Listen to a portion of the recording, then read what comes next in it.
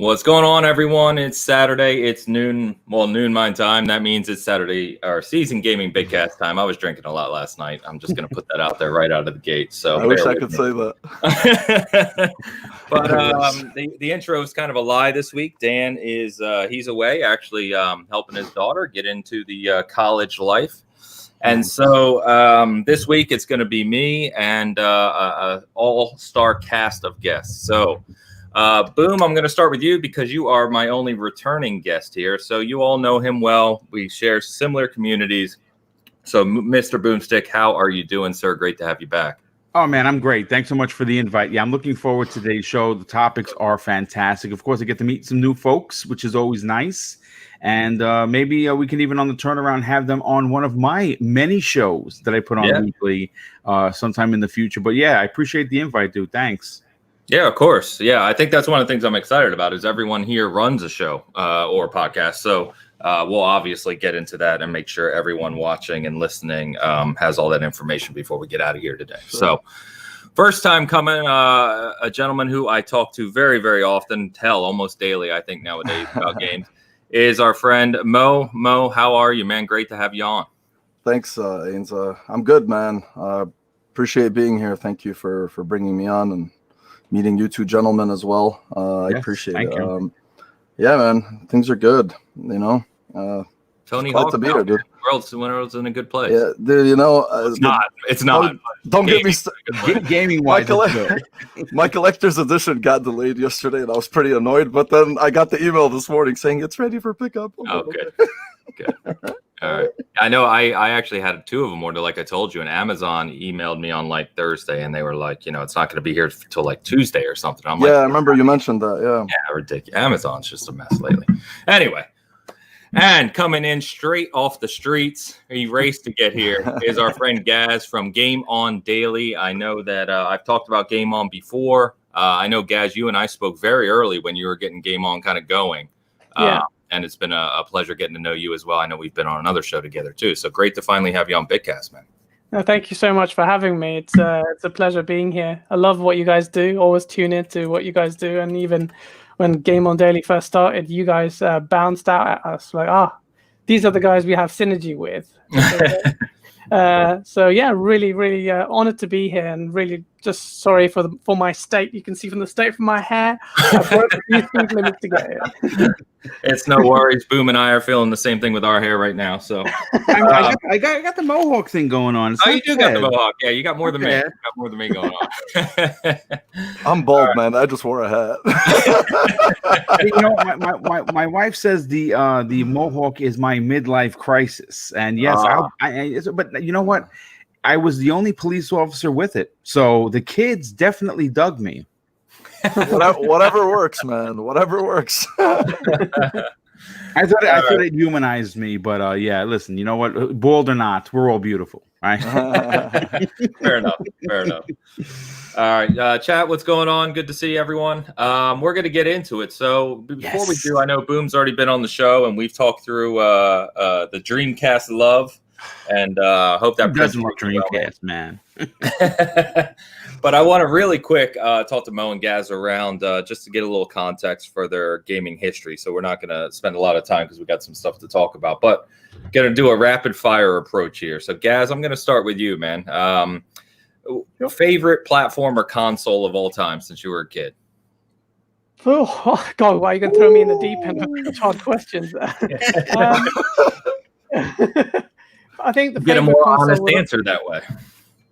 Yeah, I guess I'm racking my brains on this one, but I think the one that's actually bouncing off out at me, it might be biased, but directed because of what I just watched on Netflix, is the Sega Mega Drive. Of course, man. That's a good Genesis one. Here. Genesis for the Genesis, US sorry. Yeah, the Genesis there. The Mega Drive for me was my first console, and it took me. I can't explain to you. When I saw a video game, it was love at first. Literally, it was. I can still remember what I saw, and I had to have it. So for me, I think it would always be the Sega. You don't have Genesis. to explain that to this crew, man. We get it. Oh yeah.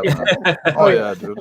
So, and then what's your favorite series or individual game of all time? Very I think if you put an individual game, it would be Quake 3 Arena, just because of what it did to me. Okay. Yeah, it was really important for me because almost ruined my education. It was pretty. Playing multiplayer all the time. Yeah, I was playing. Oh man, yeah, the stories I could tell you. I met the Quake 3 world champion there because of that. Wow. And I just kicked off with him. There's a legacy with that. Favorite series that I would have to say is Halo for me. Good man. Halo has always been just what it did for me again, and what it's done for the genre and for console gaming and online gaming, because I'm primarily I like to consider myself someone who plays online. So I think Halo for the series. Yeah. Okay. Yeah. Right there nice, with you, man. All right, real quick, but Mo, we're gonna. I have to pop this up, Cloud. I'm already mad at you. We're already talking about Anthem, and we're not 10 minutes into the show, Cloud. Fucking Ryan, man. Damn Anthem! I swear, we can't get away from it. Hey, listen, people like what they like, man. You know, it's like this. It's a running. I think I even have a Anthem 2.0 banner ready at all times, just whenever we get that news. I love Cloud, thanks for coming by, man. Thanks for the super chat. Appreciate it as always. Mo, same questions, man. So, favorite kind of platform as you look back on gaming history? Honestly, man, of all the, I've been playing, obviously, I'm 37, so I had an Atari 2600. That was basically my first. I don't want to start getting, all cringe and generic and whatnot, but I mean, I've been playing for my majority of my life. Yep. And to me, my favorite console is the Nintendo GameCube, dude. Really? Wow. That's a strong pick, man. I swear to God, man, I'm telling you, because strong of all pick. Gaz mentioned it, like with Xbox itself, the original Xbox, Halo is really what sticks out to me. Obviously, the Ninja Gaiden series and everything, and Jade Empire. Yep, classic. Okay, so, so every console has had its thing that has always, given me fond memories of it. But the GameCube, dude, just had so much of what I liked. You're going from the Mario, despite the fact that it was only Sunshine, Melee, the Metroid Prime, 1 and 2, Zelda the Wind Waker, which is still my favorite one, Beautiful Joe 1 and 2. I mean, Star Wars, the Star Wars Rogue Squadron series. I'll even shout out Monkey Ball just because I'm dude, that's what I was going to say. So I had and Metal Gear Solid Twin Snakes. I remember when that came out, I was like, is this for real? I'm getting a Metal Gear Solid game or a remake. So I have a lot of fond memories with the GameCube. Man. Resident Evil 4 was an exclusive at one point. I can't even remember. Yeah. Sure. Oh yeah. So definitely the GameCube for me in terms of series. Boom don't know anything about Resident Evil. Don't listen to him. That's awesome. Okay, so I can't remember. Are you Zelda guy? What's your favorite series? I don't know, man. Honestly, it's really tough for me because again, I could mention Halo, I could mention God of War. Like those two, right. Those two to me are like the ones that I really. That's why I put them in my intro animation. Because. That's one of the pillars. These two characters are two of the pillars of gaming, along with Super Mario. So. Yeah. In terms of series, dude, I can't even do that to myself, man. Because then I'll just kick myself after. I'll be like, God damn it, I should have said this. So okay, I'll stay safe. And so a couple other super chats. Hassan, good to see you. And why are all our super chats Anthem themed? This is becoming you guys are killing me, man. Leave Anthem alone, God damn it. All right. And then of course Bomber coming in with Anthem Game of the Generation. We'll have to do it. What's up, dude?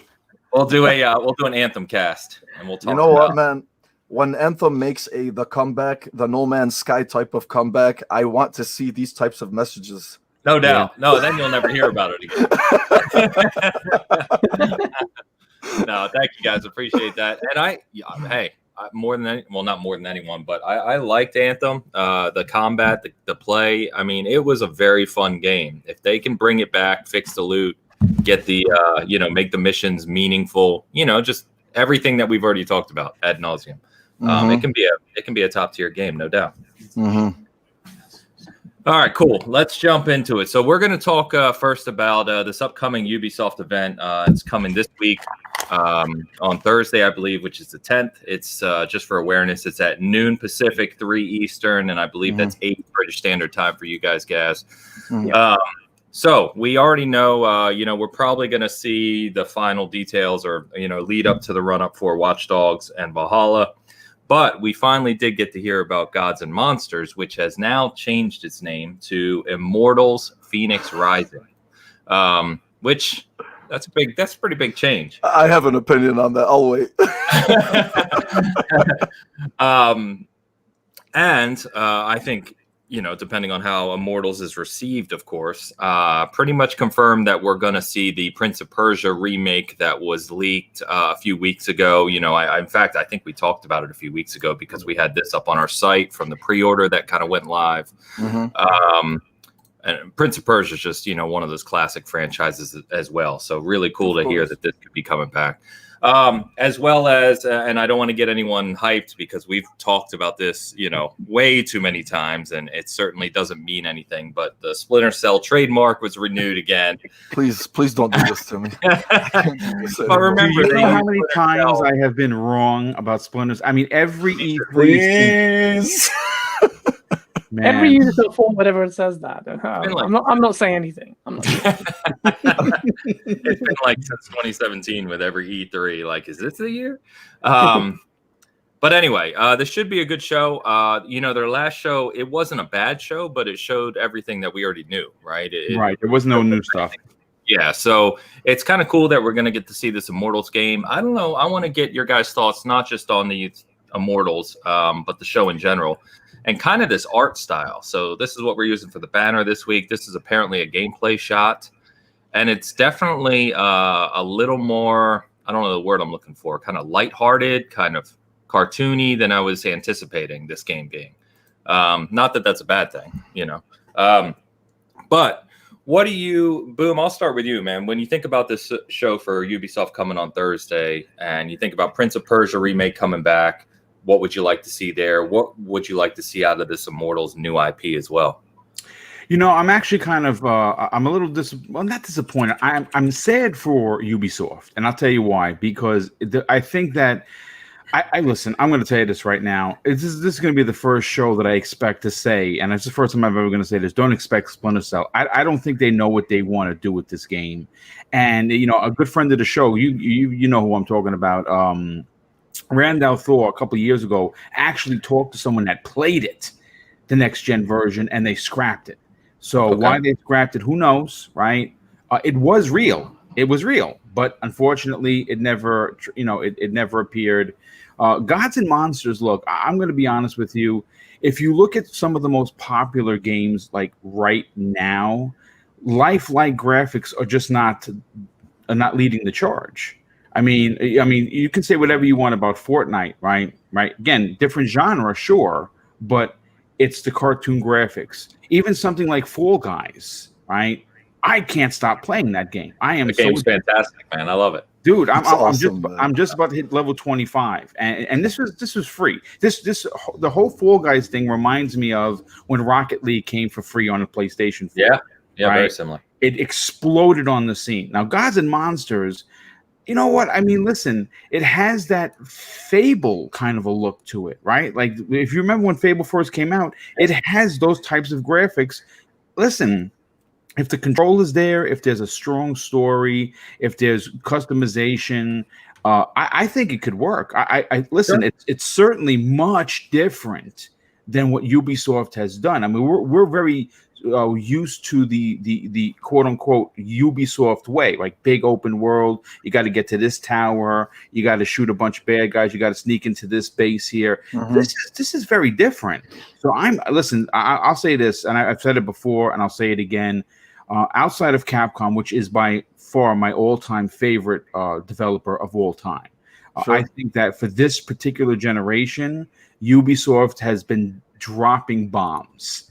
If you look at what they did, again, I don't know where your mileage is when it comes to Assassin's Creed, but I cannot wait for Valhalla because I put 40 days into Odyssey. Holy crap! Yeah, 40 days. Mm-hmm. Wow, and that's impressive, dude. I put just as much into Origins. I just loved it. So, yeah. So I'm looking forward to this. I think that this is something interesting, and you know why it's a little bit even more secretive that gets me excited is because all the big boys that we know are coming. That show is done. This is something different. That's so true. We may get to see stuff again, maybe a little bit smaller. Like Prince of Persia coming back is huge, man. Yeah. I mean, that's a classic franchise, and if they can do justice to it, and they can add some different things like they did, because obviously when Assassin's Creed Origins came out, it was a much different removal from the original ones that we were playing. It had very similar, characteristics, but the RPG element was there. I'm kind of hoping they do that with Prince of Persia, to be honest. Yeah, 100%. And I see quick shout out to Dan, who's in the chat. He's I think he's up in Chicago. But hey, Dan, what's up? So while Dan's stopping by, just remind everyone, #cancel Dan. It looks like we finally got there. We did it, guys. We did it. But yeah, so Gaz, I'm going to jump to you, man. So, exactly what Boom said, right? We've got this new IP. It looks like something different. And I forgot to mention, by the way, guys, that this did show up on the Xbox stores releasing on December 3rd. So this could be a game. It seems to be a game that's coming prior to the end of the year, and could be one of those early contenders for a Series X kind of upgrade. If Ubisoft is working on that already. But guys, where are you on Prince of Persia and this new IP? So I would love to see a Prince of Persia remake happen. Touching on the point on visuals, there was an interesting discussion there about the visual style of the game, and how games are moving away from having that typically realistic kind of look. Yeah. I do kind of wish, having talked about both games together, that at least Prince of Persia kind of goes into the more realistic direction. I know that might be a controversial for some Prince of Persia fans, but I don't know if you guys are agree, but I'm seeing a few personally. This is a case of personal taste, but I just see too many games going down that route for me. I just want to see.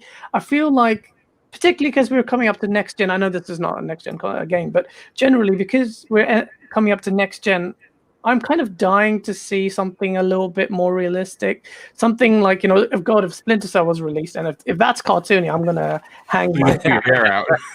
No, but and this is not a slight on Immortals Fenyx Rising. It looks good. The visual style, I think it might suit it. It's a new IP. I mean, what can you can't really critique it that much. But sure. If Prince of Persia comes out in the vein of something like this, I doubt it will. Why would it? But it's something a little bit more realistic. That would be good. And I need to see a little bit more of Immortals Fenyx Rising for me to be excited. Because Ubisoft's usual template, and my best friend works at Ubisoft, so if he's watching this, I'm sorry, but and he knows these are my views. But I think Ubisoft typically play their formula. They wear it thin too much. There's a particular Ubisoft formula, and I just want them to kind of make a little bit of a divergent leap to something else there, because I think that's kind of wore thin.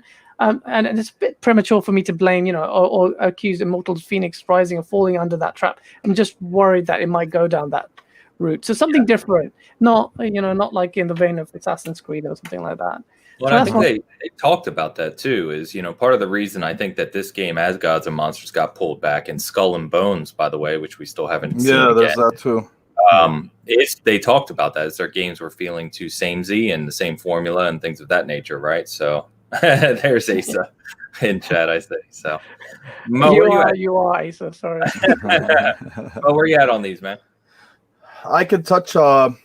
Okay, for the Gods and Monsters visuals, the opinion I had earlier, I just think they went with a more epic name by going Immortals Fenyx Rising. I think Gods and Monsters was a little bit different, and they could have just kept it that. It had like a solid entry point idea or conceptual idea. Gods and Monsters. I don't know why. And then the screenshots that came out, it's obviously mythological creatures and whatnot. Yeah. So we just have a sense of what we're looking at. We still don't know how it's going to play, but in terms of the formula itself, I'll kind of touch on what Gaz was saying. Me personally, I like what Ubisoft has done to push, gaming forward, but I think their formula has become too repeated and too dry. That's for my tastes, because I've been seeing the same formulas in the Assassin's Creed games, in the Division games, and whatever, Far Cry. You know, I mean, and I started when I became really annoyed with that, you know, but then when I started hearing about their creative heads and how they kept them in this bubble, you know, there was like this creative bubble that they wouldn't let them get out of.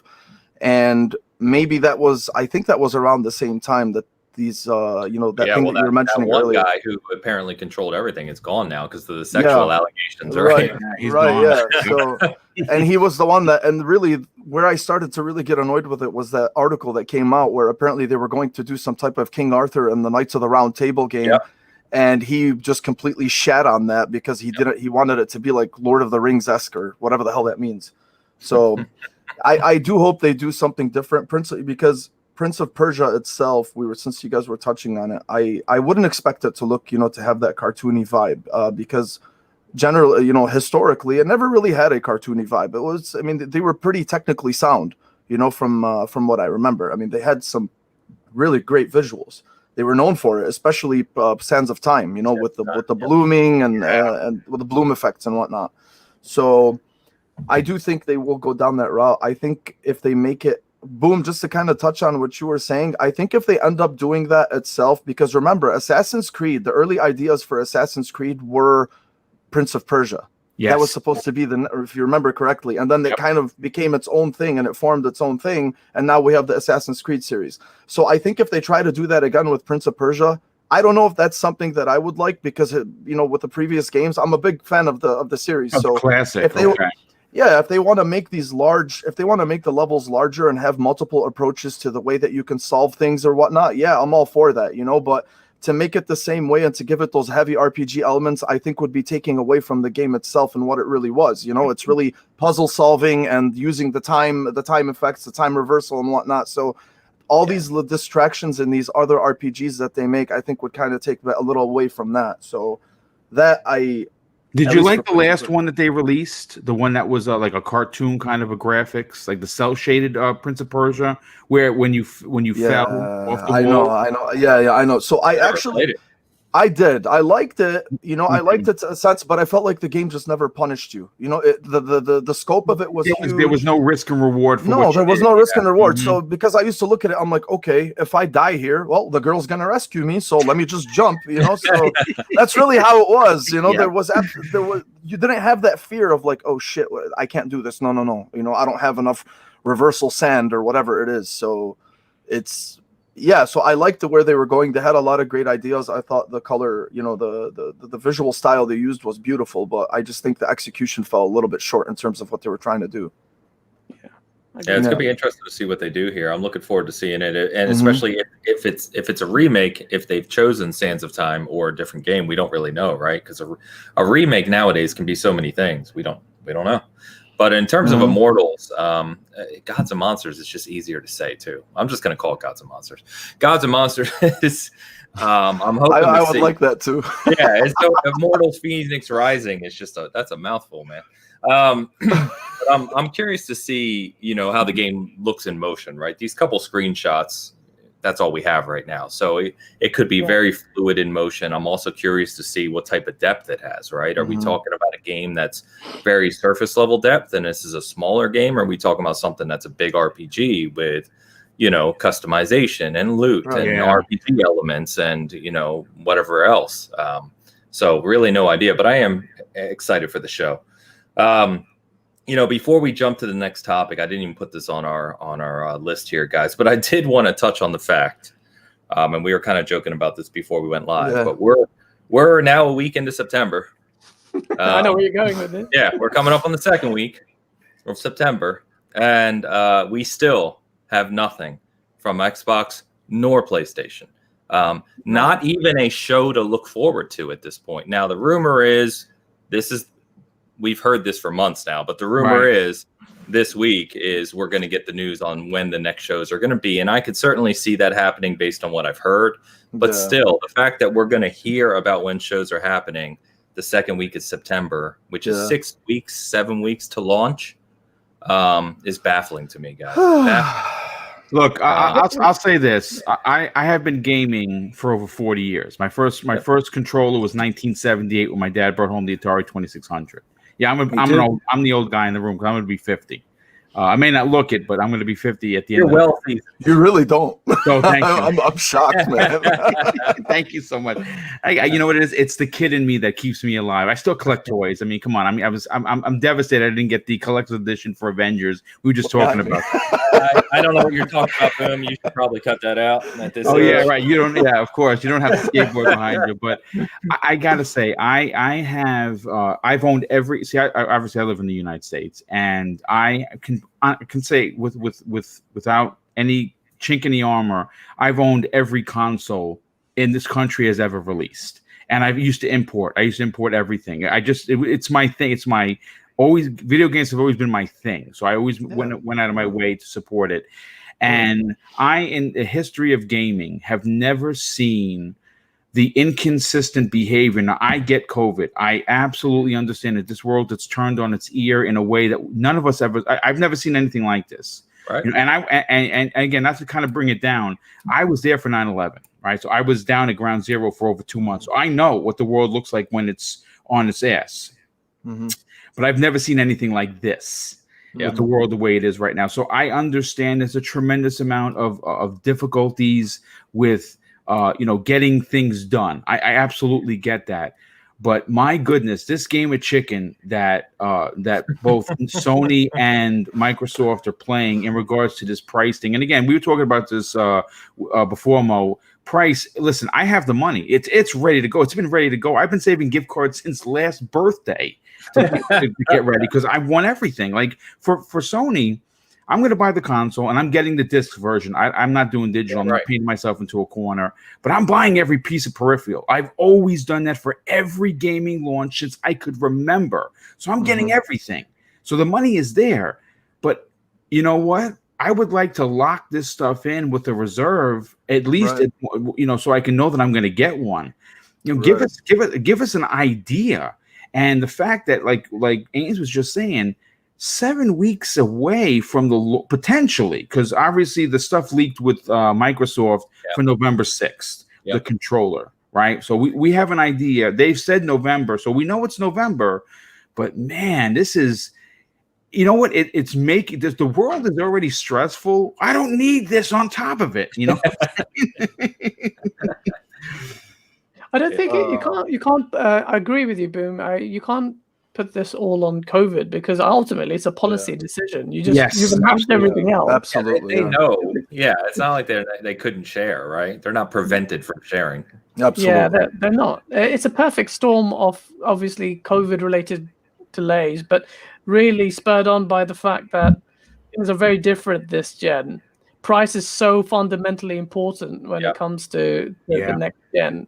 I mean, you remember, I think it was I forgot his name now. Jim Ryan, sorry. He famously said, on PlayStation 4 when Microsoft announced their price, they had people running up and down the halls, jumping and celebrating. How fundamentally important price is, and it's compounded by the fact that now you've got 2 SKUs for both. We all know Xbox Series S is happening, and Sony are the ones that are worried, I think, in my opinion, because there's a pincer movement that that Xbox can create against PlayStation, just by virtue of the Series S existing. That's put PlayStation on the defensive, and even the digital version. You have to ask how much cheaper can that be. So I think it's a weird one. I think when I was on Dealer Gaming's podcast, he suggested that you'd go into a shop and the shopkeeper would just whisper the price to you and just pay for it. Boom, you're ready. You said you're ready to buy all the peripherals, so that will suit you absolutely fine. Dude, listen, again, for me, and I think everyone on this panel, plus people in the chat will agree, gaming is a celebration to me. It always has been. It's always been, no matter how bad anything is going on in life, opening up a new console, it's like Christmas, even if it happens in June, right? It's always an experience. And getting all he's going to get emotional, and getting every peripheral is, listen, it's the new toy. Who doesn't want to open up new toys? You know what I'm saying? Did you see that picture? One of the Xbox staff members posted it yesterday, but she was sitting at a coffee table in the office and had the Series X with a Master Chief pop and an Xbox foam finger, like sitting all together. I didn't see that. And I was looking at it like, oh man, I'm cool, ready, man. I'm ready. So for this, I do. I'm sorry, Ains, were you about to say something? No, you're good. Go ahead. Yeah, no. So I do agree with you guys. I mean, look, you can only say so many times in so many languages about how ridiculous this entire thing is. You know, I mean, seriously, I mean, I'm not going to say anything different than what you just said. You think you stated it perfectly. But the thing is we're not just talking about 8 weeks, right? Like, something like this has never happened before. You know, less than 2 months before the supposed reveals of these consoles, the availability of these consoles, historically, we've known all the shit that we've needed to know at least 3-4 months ahead of time. Yeah, and I'm just saying, and I'm being nice here. At least I said, at a minimum. So this whole game of chicken, I'm not exactly sure what it is at this point, because they have to know that people are already committed to buying this console, just based on Sony themselves, who said that they were increasing production from 5 to 10 million because they realized that there's going to be a higher demand than they had originally thought to be. So if you already know that all this shit is going to happen, I'm not sure what the apprehension is from both sides besides the game of chicken, right? I think they, like you guys were saying earlier too, about the whole, undercutting the other. Guys, we're 8 weeks away and we're talking about prices. Microsoft still has a console to show. Yeah. There's still another console, that has. So, I mean, I don't understand, so it's just been a big, excuse my language, man. It's just a big clusterfuck, like, I mean, just let us already. Underappreciated word. We need to bring clusterfuck into the mainstream. It really is, man. Like, it's just, I don't understand. And that's why we were saying before the show, it's like, hey, if majority of people who are into gaming and the news and whatnot, they pretty much know what to expect, right? Yeah. I pretty much laugh at anybody who thinks that these consoles are going to cost $400. I think it's a fallacy to me that anybody even believes that. Because of all the tech available inside of it, I don't think they're going to cost anything less than $499. $499 is going to be the entry point, okay? And then whatever, you can bounce between that. But to think that, they're like, oh, well, historically, Sony has released for $399. Yeah, historically, Sony has given you guts of a machine that were 4 years old, dressed up in a shiny new plastic box, right? Which is what the PS4 was. Yes. When the PS4 became available, that tech was already like 3 years old, right? 3 or 4 years old. Not right now, it's not the case. That's what I try to explain. It's like, guys, we're getting some state-of-the-art shit here. This is all brand new stuff. Like, it's not. I mean, some of the technology is not even available on PC, right? No, as of now, it's not. So save money. You know what you're going to buy. You don't need to wait for them to tell you how much it's going to cost. You know exactly what you're going to spend and how you're going to spend it. So just put money on the side if you're able to. It's the old thing, right? If you have to ask, you can't afford it. Yeah, that's a good saying, man. Yeah. That's good. Way more than you think you're gonna need. Oh yeah, I don't know if I can afford everything now that I've got the bloody Nvidia RTX card. The 3090, $1,500. That was an impressive show, though. Impressive show. Yeah. So I'm gonna address this real fast, Asa. Yeah, definitely. Do I know how to prove how to use this board? So this one, no, because that's a collector's thing. I do have a skateboard here at home. I started skating several years ago, again with my son. So when you start Tony Hawk and you're in the tutorial and it shows you how to roll forward, that's about where I am right now. So that's about it. Yeah. So technically, I can stand on it and move. So I think I accomplished. Can I use the board? Yes, but not to the level you're seeing in the game. Right. I got suspended from my school because I let a kid with a disability actually on the board. It was skateboarding always. He was cool. He was a cool kid. He was having so much fun. But yeah, so skateboarding has a little bit element of PTSD with me. So every time I'm seeing that, these flashbacks of teachers shouting at me and me suspended from school. Oh man! No worries. He's welcome to join us. Say what's Everybody's up. welcome. All right, so real quick, staying on PlayStation real quick, one of the things I wanted to touch on was we got their corporate report from Sony earlier this week, beginning of the week. And of course, you know, as with any corporate report, it calls out the PlayStation division, which when it comes to Sony is a growing part of their annual revenue and has been for several years now. Yeah. So it's almost scary in a way how much of Sony's revenue is PlayStation based now. I think if I'm going off from memory, but I want to say it's like 27%, which is that's significant. That's the alpha dog, man. Oh yeah. Yeah. So but PlayStation's growing, you know, in terms of profitability, so it's still good news.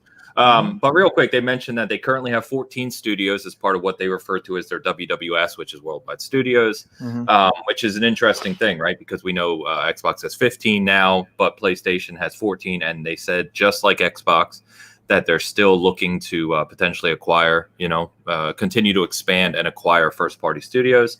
But the one I wanted to touch on, of course, which became the news, was that you know, they've seen success with their first party titles on PC, which should not come as a surprise, you know, to anyone. And they're going to look into expanding that offering in future first party titles to, quote, promote further growth and profitability. So I don't think anything's surprising here at all. This is just from a business perspective. I think all of us and many others have been saying this for a long time. It's at the end of the game, it's always the same thing, right? It's money. And at the end of the day, if PlayStation starts seeing like games like Horizon Zero Dawn or Death Stranding or other first-party published titles are making money on PC, you're going to see more of those titles on PC. That's just how it is. Yeah. So they didn't mention, of course, we know that Xbox is taking the approach of day and date, which is a very different approach fundamentally than something like Horizon, which came a few years after release on PS4. Right. However, I think this is pretty good news. Your thoughts, guys? Do you ever see the question I want to ask you is, do you ever see PlayStation, getting to a place where they're like Microsoft and are willing to put first-party titles on PC day and date, or do you think PlayStation is too far invested in their generational talk and console talk to risk, you know, anything in that market space? So, Mo, I'll start with you on this one, man. Yeah, I think you touched on it. I think the philosophies themselves right now couldn't be any more different. You know, with the two giants, basically. Well, two of the giants. Sony themselves have always been about, you know, exclusives, console generations, platforms. You know, they've always been the type that's just like, hey, we're making these games, we're making these fantastic games, and if you want to play them, you have to jump on our machine.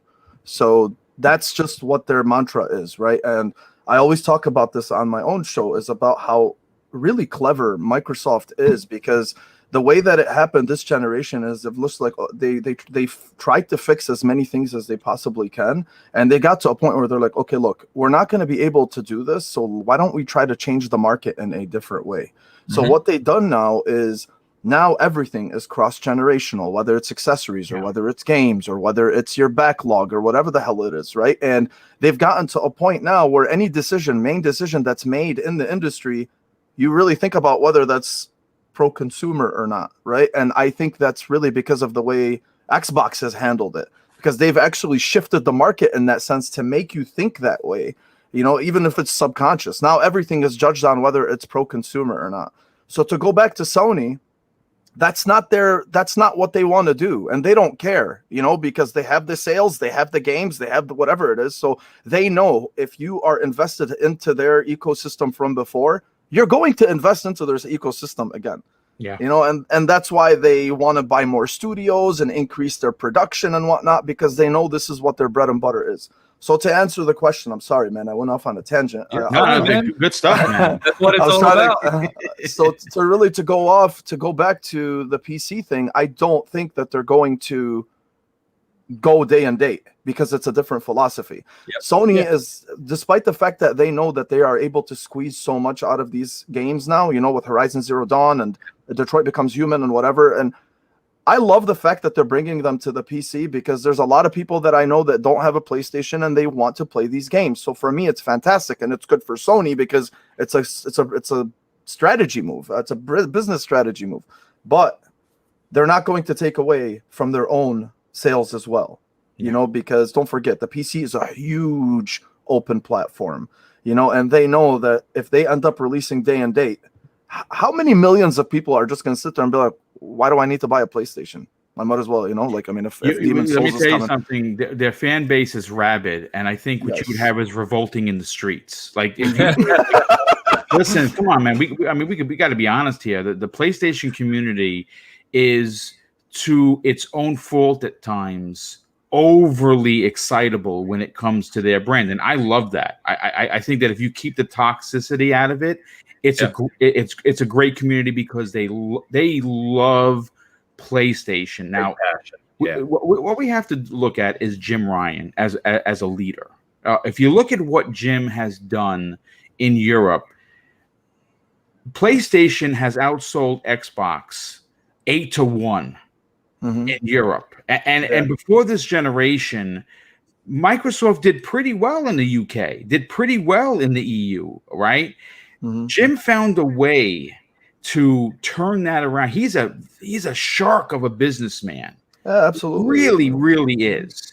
And, you know, and again, on one hand, you look at what Microsoft is doing. See, this is why when I talked a couple of weeks ago on my show, they're going down the same path, but at some point it forks.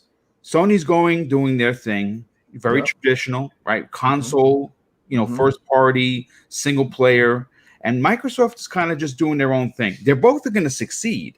Now, without even question, I think they're going to sell more PlayStation 5s because that's what Sony does. They sell consoles. That's their thing. Would they still sell consoles if games drop day and date? Man, that's a good question, because if you look at what Microsoft has done in the last, let's say, 6 weeks, they had 5 out of the top 10 games in Steam, right? That were up there. I mean, and they were making them. Listen, Microsoft may not be number 1 or even number 2 in console sales, but they are making money hand over fist because of their services and because games are available, you know, day and date on the PC. Come on, let's call it like it is. It is an untapped market when you talk about video games because it's such a vibrant and it's a packed platform. And those gamers, they don't want to wait. So Microsoft has tapped into that. Again, different from Sony.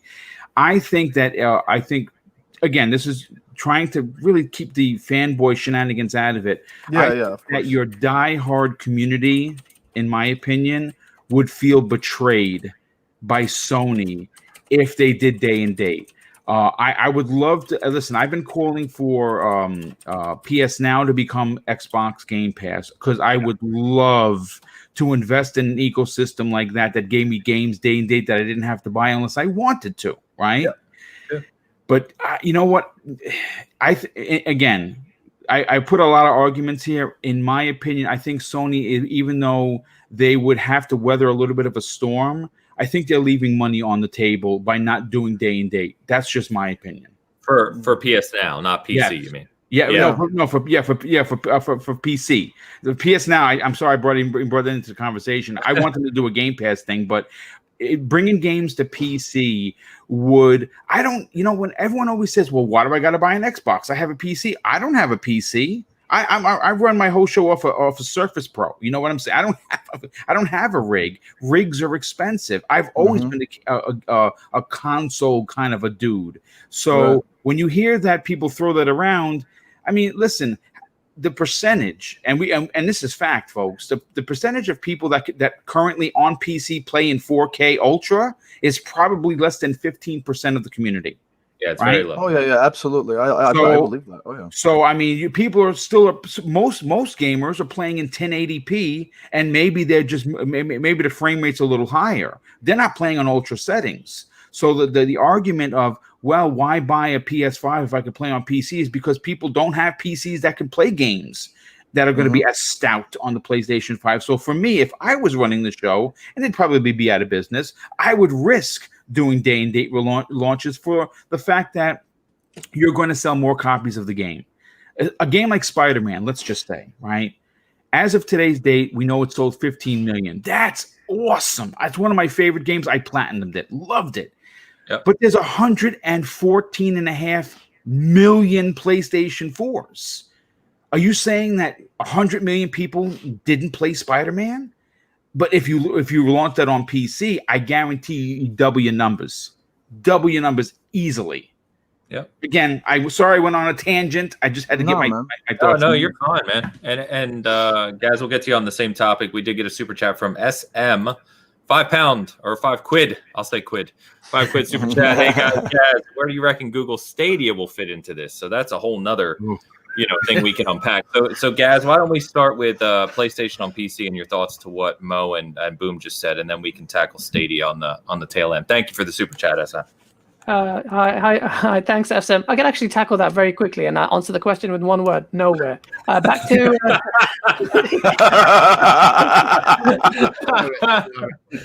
That's awesome. So back to the topic at hand. I agree with everything you guys have said. I also said this on the RDX podcast. I think Sony are actually, and Mo, you touched upon this and you hit the nail on the head again. Sony are in a good position here with Microsoft. I wouldn't say it's genius that they had gone down this PC route. I think it became a necessity because they were so badly faring with the Xbox One. And that they were on the defensive, that they had to go ahead and pander to the PC crowd, which ultimately actually paid off, because it seems like the industry is working that way anyway.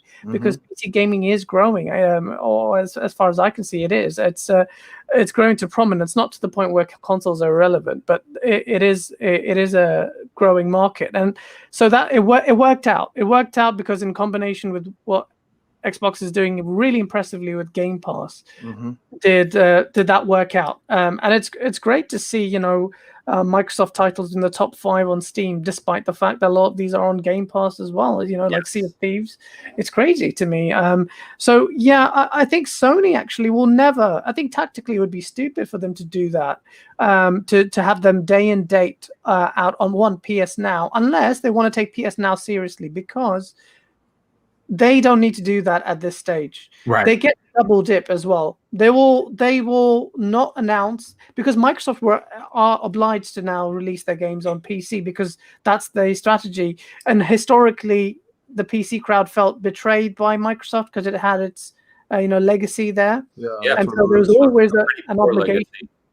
Yeah, there was always an obligation for Microsoft to go ahead and do them justice. They never did that until recently, whereas PlayStation really doesn't have that legacy. So, what it will do quite cleverly is make sure people buy their games on PlayStation, and not let when the games will come out on PC. Not all of them will come out on PC. Some will, so that people still have to be invested in that PlayStation ecosystem, or they have to buy a PlayStation. I think it's a clever move. And I, if I was working at PlayStation, I said, just keep it that way. Talking about rabid fanboys, oh my god, I saw my fair share of I saw someone issue death threats because he was like, oh, how dare you? Like, how does this affect you so bad? Taking this a bit too far. So I think, but that puts them in a strategic back foot as far as PlayStation Now is concerned. I mean, I know they're separate topics, but going back to PlayStation Now, actually, despite the sale figures you mentioned, they're dwarfing Microsoft. There's consoles saying 2-1. PlayStation Now, the last time the figures were released, you're looking at over 10 million Xbox Game Pass subscribers versus 2.2 million. Yeah, I was just going to say, one of the things I didn't put on here in this corporate report was that PlayStation Now is at 2.2. 2.3. Game Pass is higher than 10. It's actually, as a matter of fact, I talked to somebody. Again, small source. They're over 15 million. They just haven't announced it. Continuing to. So that's insane. That's insane for a console that's being outsold 2-1. And so Sony will have to they're watching that very, very closely. And I tell you when they'll watch it really closely: launch of the consoles, where things are very expensive. Had Halo not delayed, and this is why it's such a gargantuan dent to what the Xbox Series X is. Yeah. That Xbox Game Pass's value is already massive.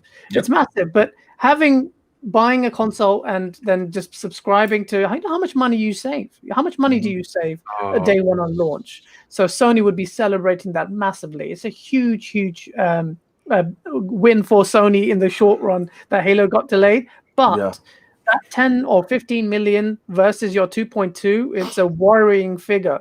And you do not want to be on the back foot. Sony can always change that, by the way. You can just make sure that they change their policy. But I really cannot see them changing their policy on first-party titles coming day and date on PS Now. Especially not anytime soon. Yeah, not anytime soon. If it does, it'll happen mid-gen, next gen. Yeah, if that happens, I'll be very surprised. It'll be a big event. That'll be a seismic shift in the industry anyway. Listen, man, I want to just touch on one thing. I'm sorry, Ains, before we get on move on. It's good conversation. No, so, you touched on something, Gaz, right now when you were talking about, the launch, and how it's going to be and whatnot. As disappointed as we all were in what happened with Halo Infinite, and like you said, it was definitely a dent to the launch of the Series X. The one thing about the Series X that the PS5 cannot claim is you can buy the next Xbox console right out of the store and not have to buy a single game for it. Yes, that's a great point, dude. You can go home, you can set up your Game Pass Ultimate subscription, and all these games that are going to be in their library that is going to be upscaled or upgraded for next gen, dude, you could walk in paying $500 or whatever it's going to cost and not have to buy a single game. Now, a degenerate, what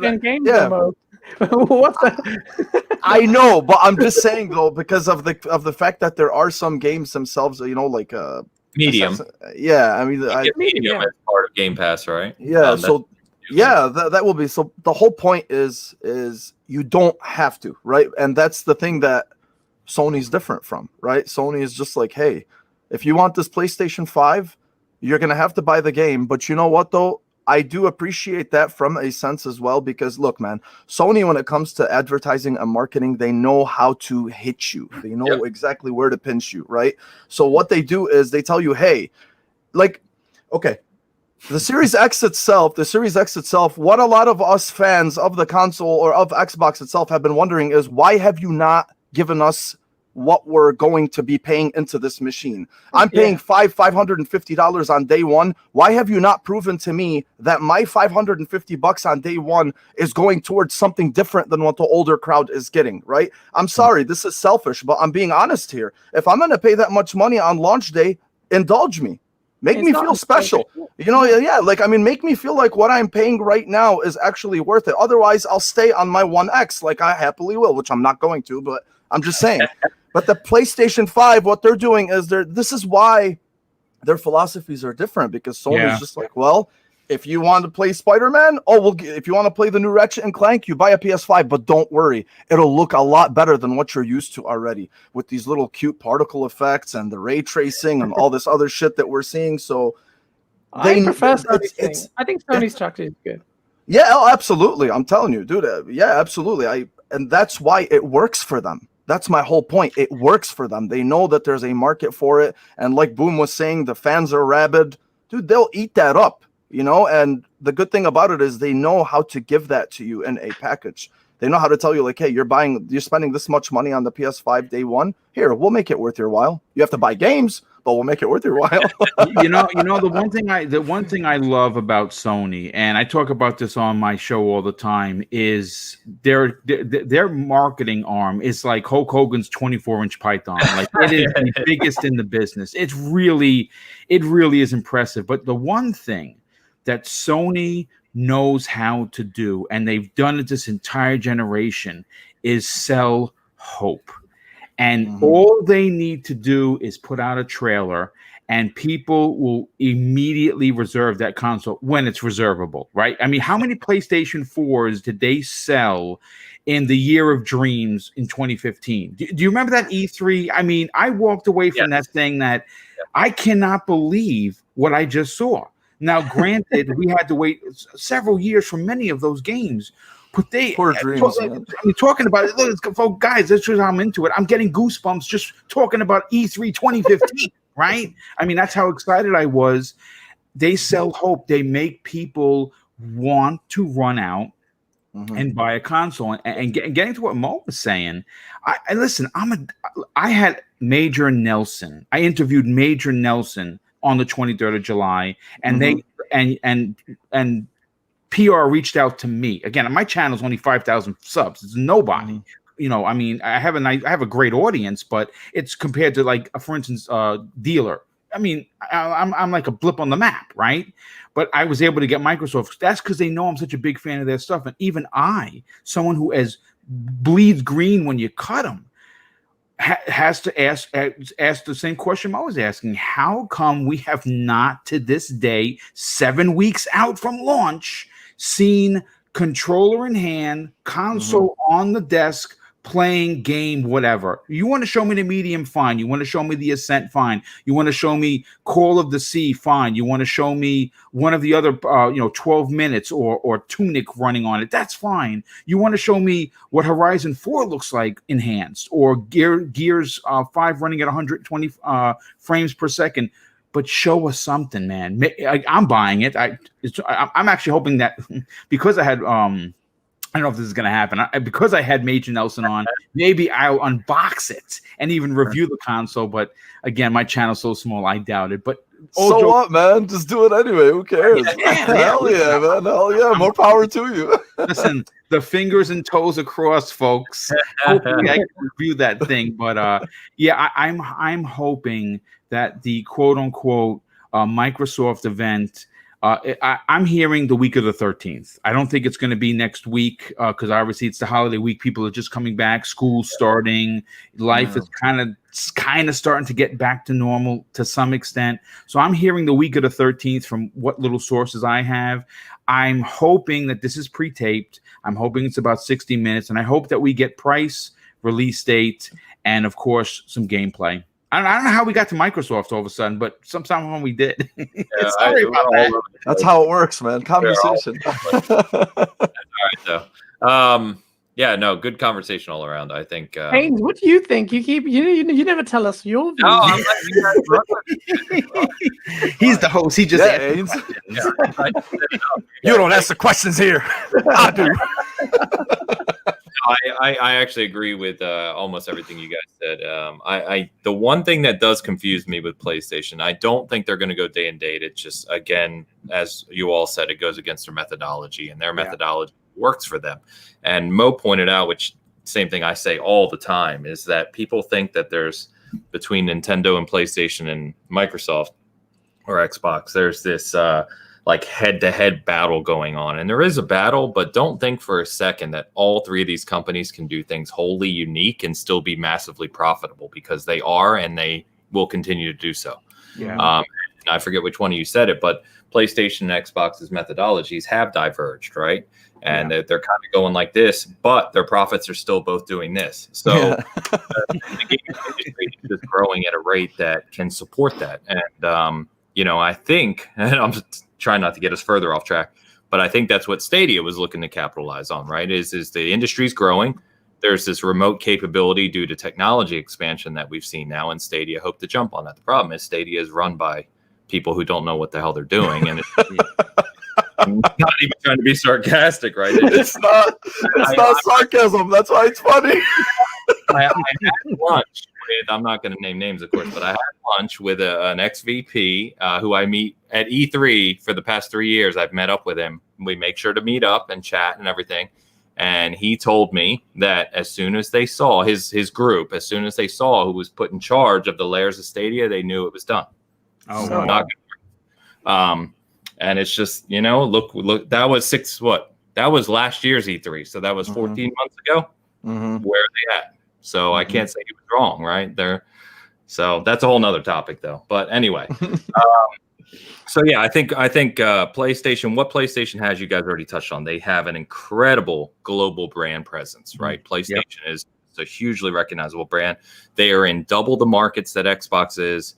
They have that foundation that Xbox can't match. And as you said it, right, that's why the move by Xbox to go to PC and all these changes we saw Phil really push in the middle of the generation is what allowed Xbox to become, they were profitable, but not nearly to like they are now, right? It's to grow that profit. And what that allows Phil to do, of course, is to go to Nadella and say, see, this is working. We need to invest more here, which they're doing. So it was the right long-term strategy, but it's definitely different from PlayStation's. So Jim Ryan, I think you said it, Boom, very sharp business guy. Yeah. I don't like him at all, but he's a very sharp business guy. And he's really not likable, dude. He's got a punchable face, like that's for sure. You know, and so I don't blame you at all, man.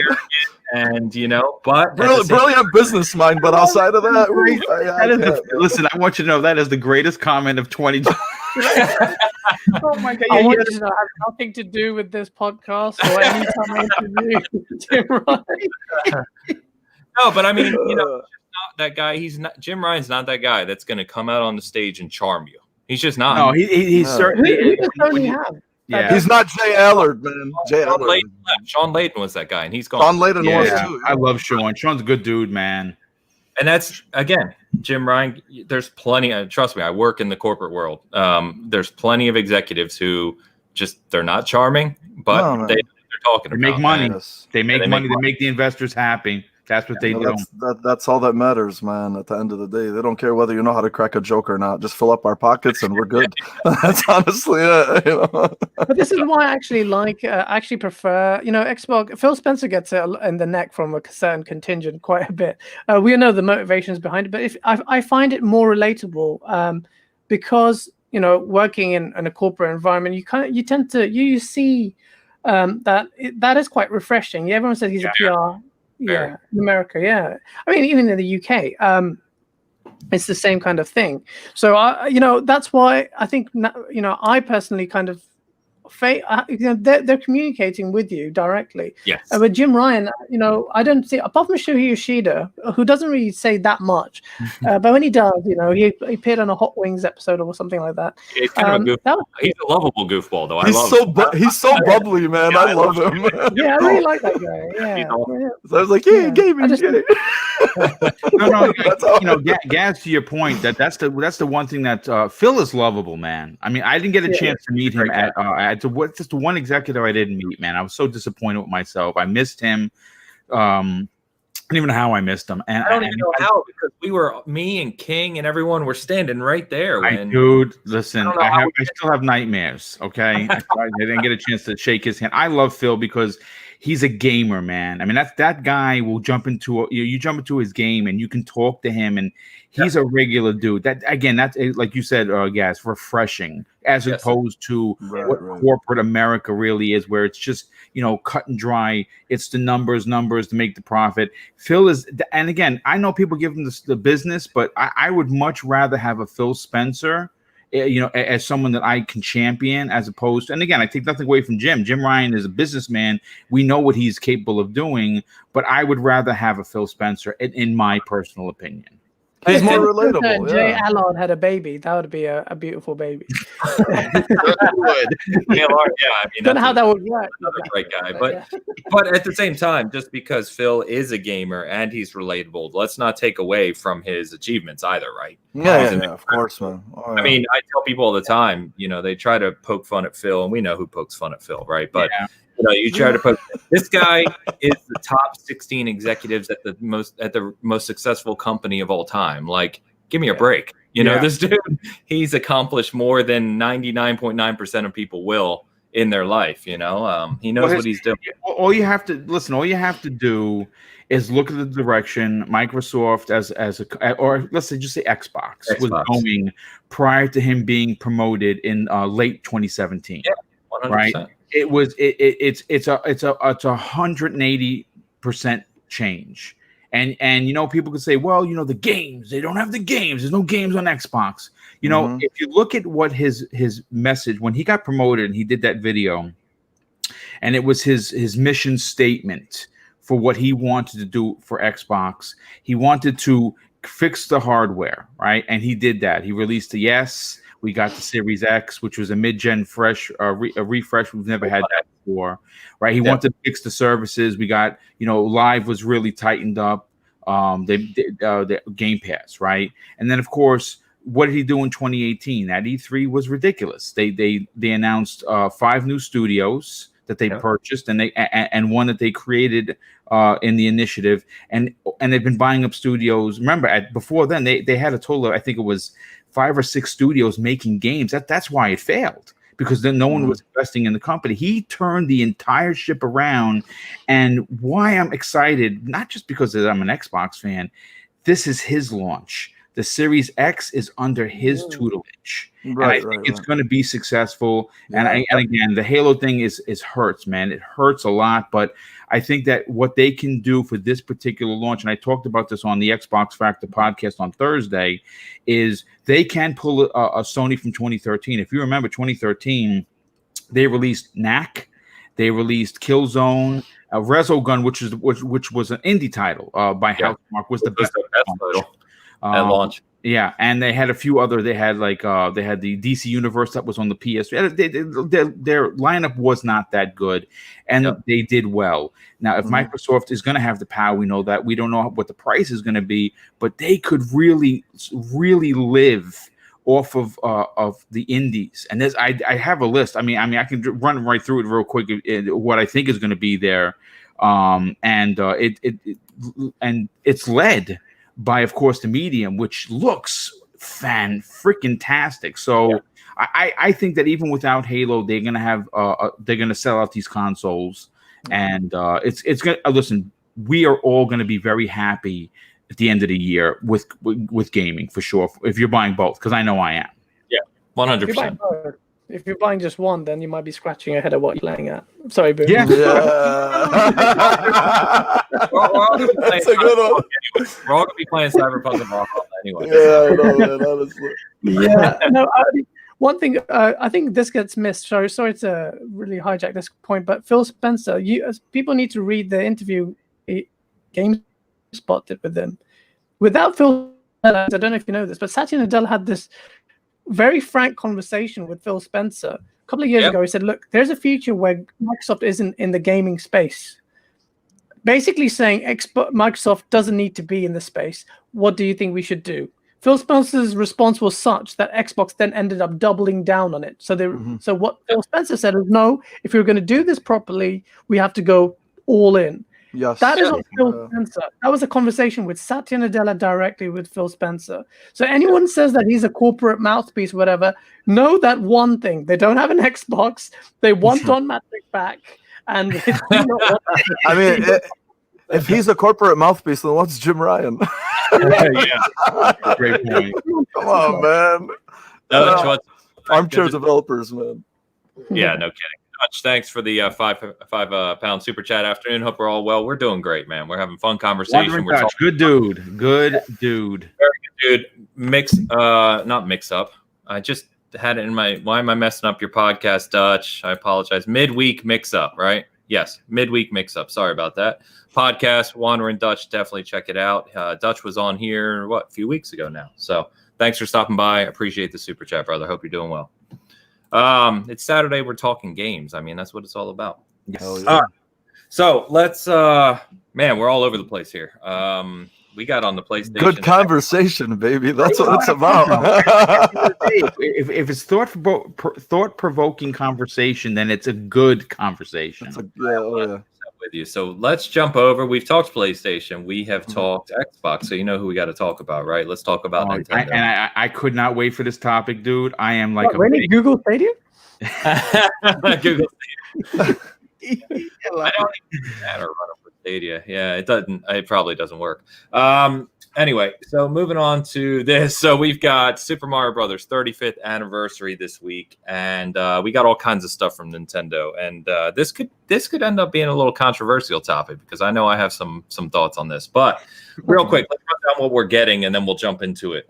So the biggest announcement, of course, was what we kind of knew was coming, but it's coming as a package: is Super Mario 3D All Stars, which includes Mario 64, Sunshine, and Galaxy, for $60. These games, they're not remakes, they're not remasters. They're running in higher resolution, coming on a single compilation that is going to be for sale in here in just a couple weeks, but it's going to be a limited time sale. Both physical and digital are limited until March. Yeah. After March, they're not going to sell it again, at least according to Nintendo today. Starting on October 1st, they're also going to have a thing called Super Mario 35, which is a very interesting concept that I'm actually going to try. This is a battle royale of Super Mario Brothers, the original 2D game, where 35 people play through 2D levels of Mario until one is left standing. It sounds very interesting. Guys, look surprised. You didn't see this yesterday, did you?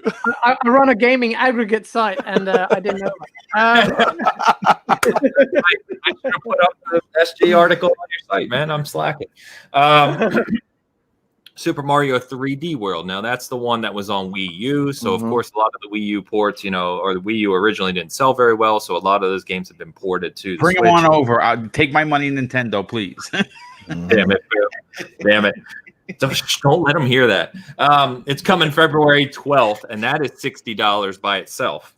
That's a separate game that's coming with Bowser's Fury, which is some add-on content in there.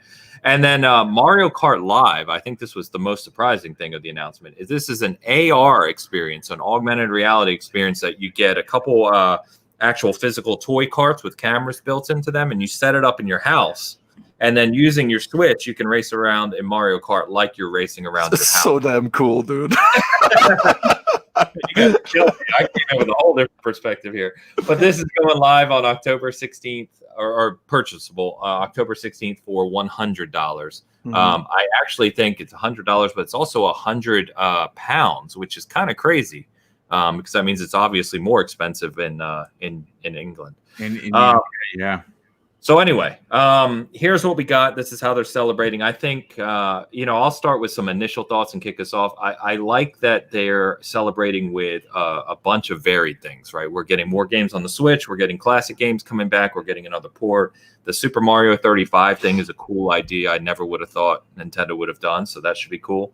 The Mario Kart Live is definitely interesting. It's not what I expected out of the next Mario Kart, but I could see kids and families going nuts with that stuff. So, however, the reason I said I saw this going in a different way is my one complaint, and I don't think I'm alone here, is on the 3D All-Stars, right? I love these games. Mario 64, I think, is one of the most important games in gaming history.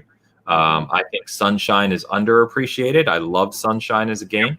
And Galaxy, again, we don't have to talk about how good these games are. They're fantastic games, right?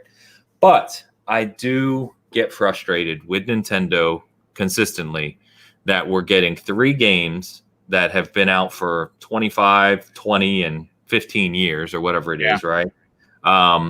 They're going to charge $20 for each.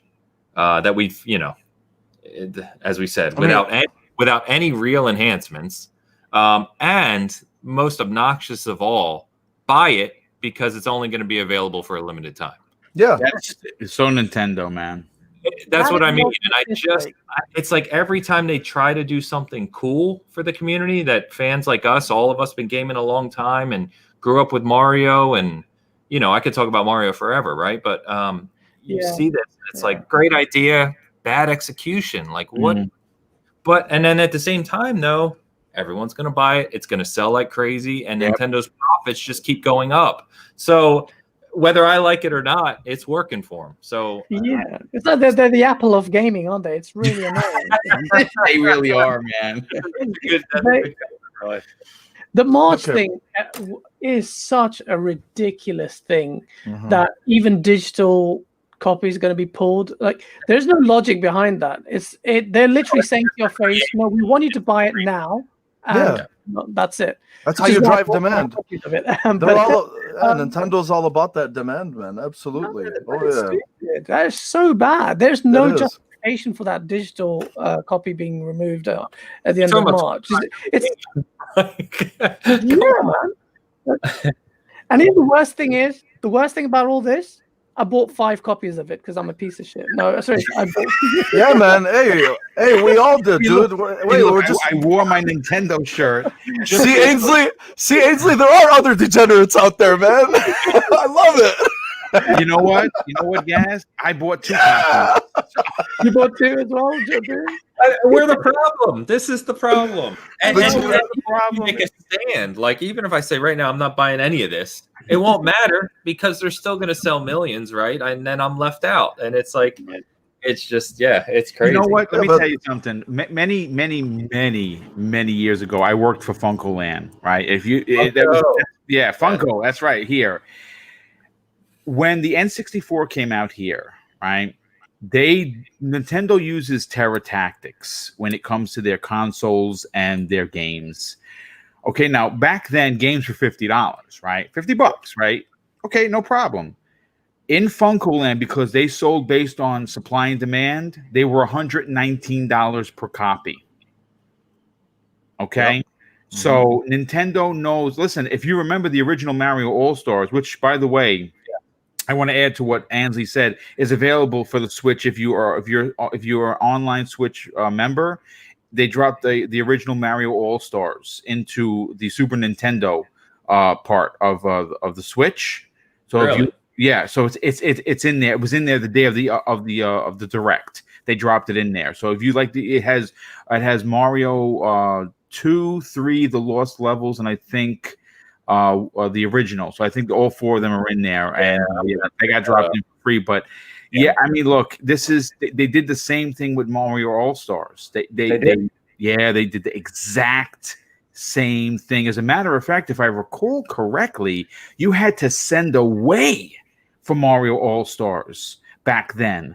You actually had to get mail order it through Nintendo Power, if I'm not mistaken. So this is Nintendo still doing the same thing.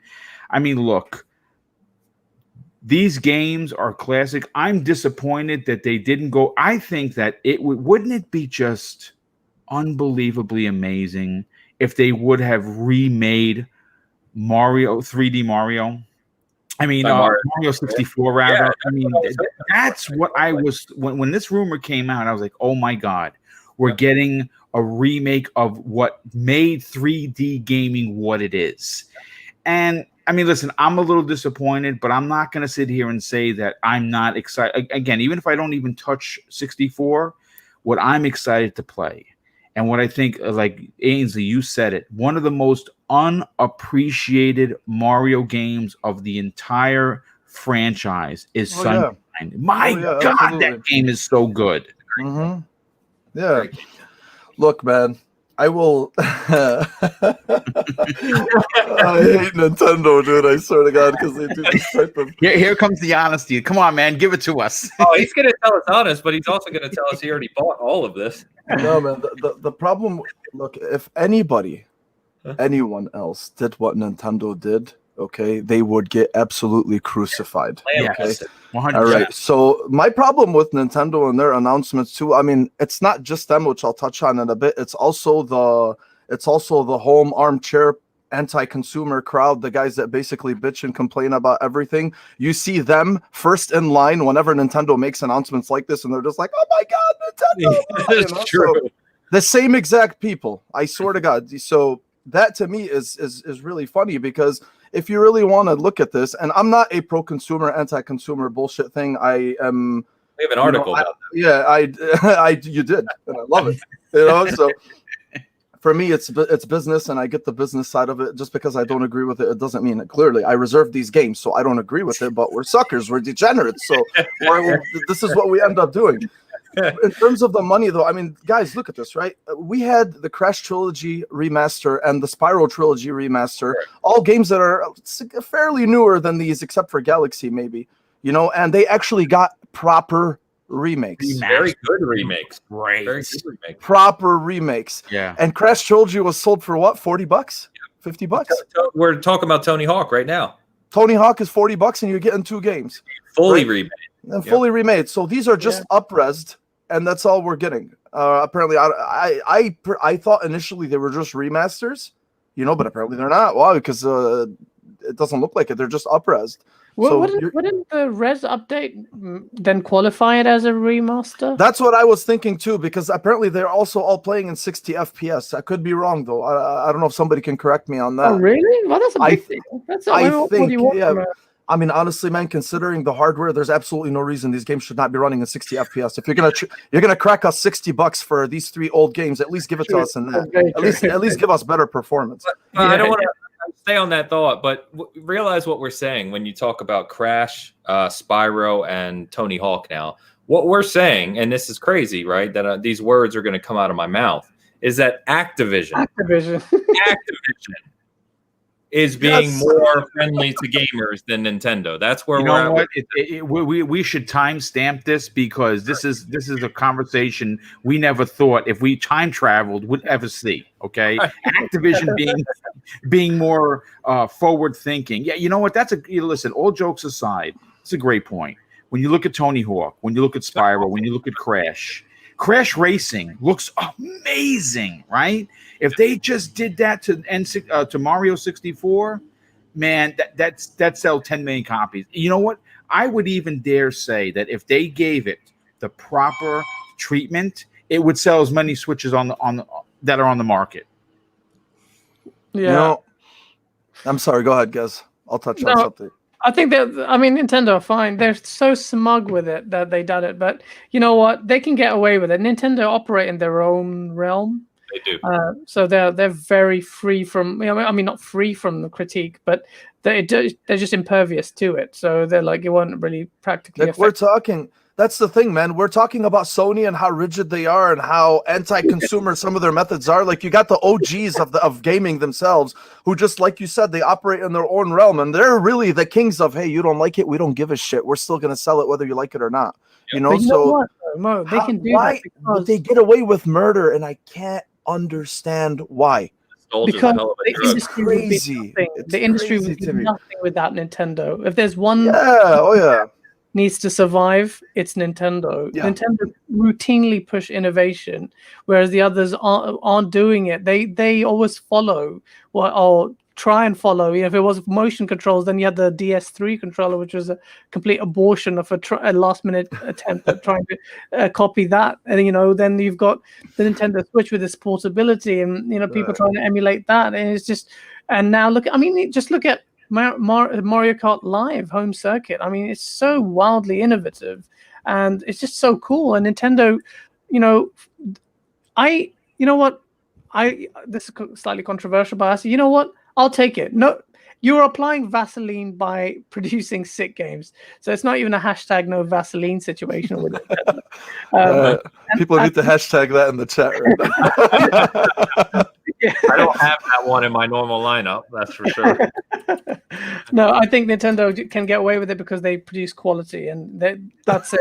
That's why they operate in their own realm. But it doesn't excuse what they do.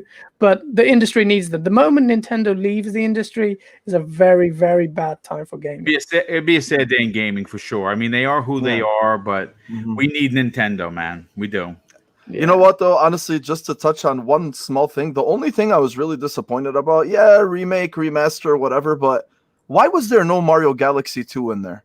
I know, that's the other thing. Yeah. Because for me, it was more superior than the first one. As great as the first one was, I just preferred Mario Galaxy 2, and it's just such a strange way to I don't understand what it is. Maybe they're releasing it on their own or on its own. There's no way you can neglect that game.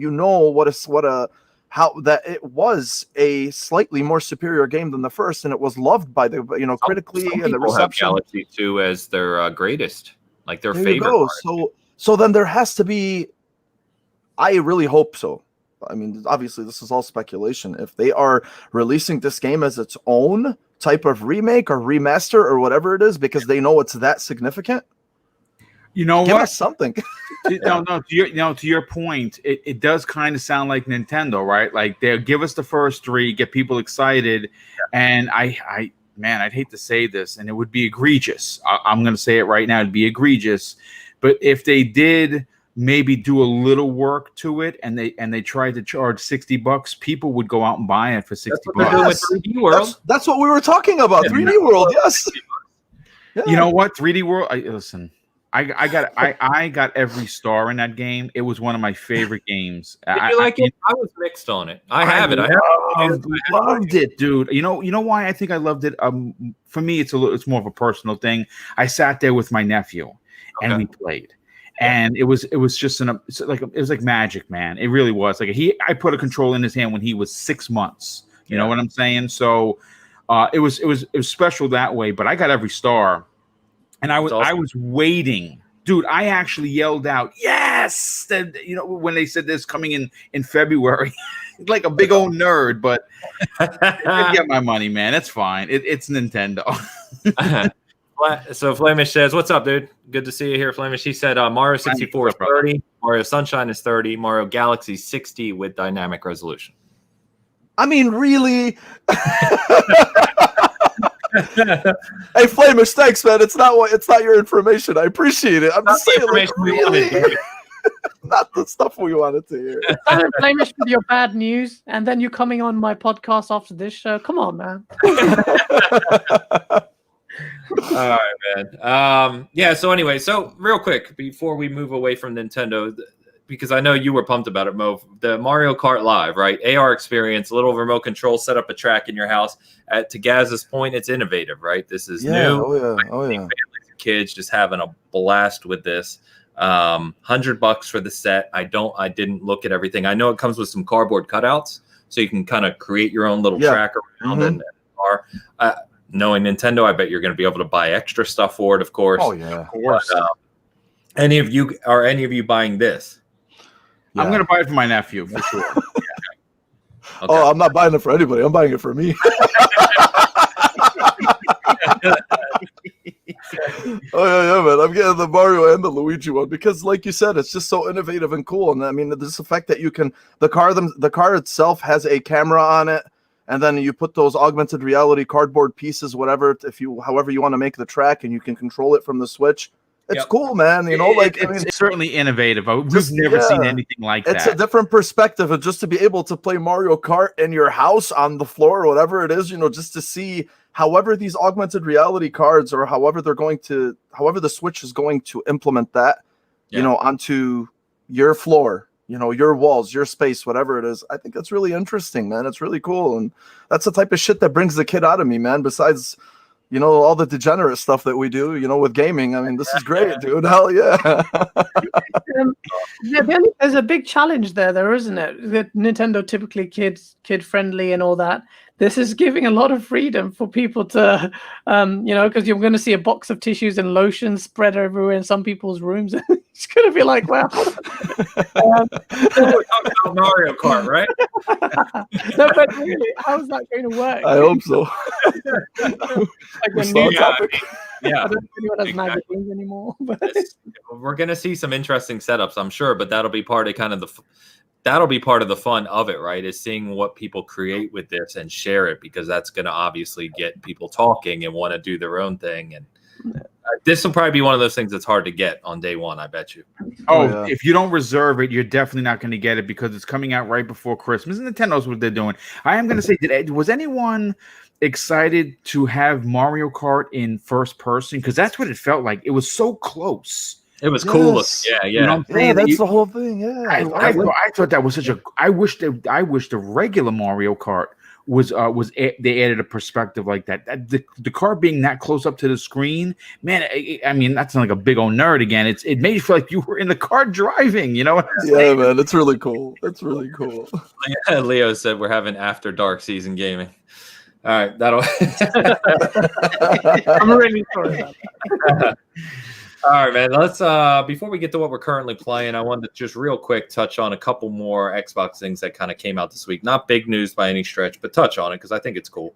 So Xbox announced designed for Xbox, another kind of collaboration they're doing in the industry with partners and vendors. There's the corporate talk coming out in me with third parties, excuse me. So over 35 companies, and I found this interesting because companies like Nacon, right? So Nacon made actually my favorite PS4 controller. I still use the Nacon Unlimited on my PS4, and other higher end companies like Bang & Olufsen and Audi's for audiophiles and speaker nuts. What they're going to be offering for high end headsets and speakers for Series X and. what they kind of pointed out here is that all these collaborations, again, is designed for Xbox as a family of devices, right? So we also heard how all your forward compatibility for your devices we already touched on, and all these other things. So I think this is kind of neat. You know, we've seen for many years now third-party peripherals, controllers, etc. And you know, the Elite controller kind of set that new bar of what a premium kind of product could be, right? But when you're talking about Bang & Olufsen and all these, you're starting to get much higher, right? You're talking about high range stuff, And so I find it interesting that we're getting to a place now, and Xbox is leading this charge of, you know, there's people like us, there's 4 of us, right, that are investing. We have these big home theaters. We're fortunate enough to have the money to spend on these niceties, right? And there's probably an untapped market there that I think they're going for. And if nothing else, I find it interesting. Mm-hmm. Oh, no, definitely. I think definitely there's the Bang & Olufsen thing. I just so cool, man. Like, it's for the premium market, and it's going to be sick. It's because it's for us, the core gamers who really go all out with our tech. There's definitely, you hit the nail on the head there. Definitely an untapped market there. The Elite showed that. When it got sold out, when people were saying it's so expensive, and it got sold out straight away, and I struggled to get a hold of one. So, but a Bang & Olufsen, you know, high end, you know, whatever sound, you know, headphones or whatever, it's going to be sick. So that an Xbox, like you said, are leading the charge there. Yeah. Audi said they're creating, I don't have it here on the notes, guys, but in the press release they did for this, Audi said they are creating a high end headset for the Series X. Yeah. So what that means, I don't know, but we'll see. Oh, you know exactly what that means. It's going to be $400 for a headset. Headset now, you're going to read $100. It's about the peak for Xbox stuff, right? Oh yeah. But so I mean, if they come out with one, if you're an audiophile and you get into the headset market, you can get into thousands and thousands. So I'm kind of curious to see what level they're talking about here. Are we talking about a $500 headset? Wow. I think it'll probably be in that range, to be honest with you, especially for these high-end ones. The one thing that I really liked about what Microsoft did, though, just to go back to it, because of the design for Xbox collaboration, is it's also good for the people that currently have the Gen 3s, for instance, like the Astros or the current headsets that they have, right?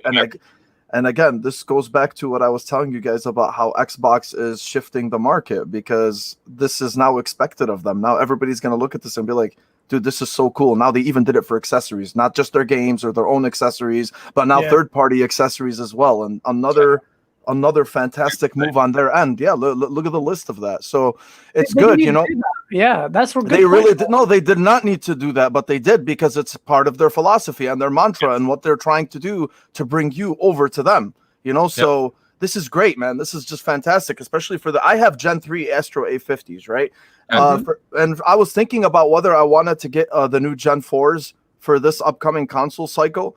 But the thing is if I'm able to still get the Dolby Atmos through these, okay, for instance, for the Series X, I will honestly wait for whatever Bang & Olufsen and I'm sorry, So I would like to see what they're going to show me, because from that perspective, I really do think that sound is very, very underappreciated with a majority of gamers. Sound is so important; it's incredible.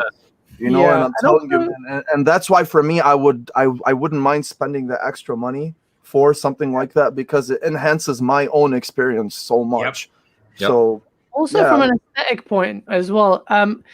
As I grow older, I'm trying to veer away from. This is coming from a guy whose studio has LED lights, but I was going to say, dude, look at this.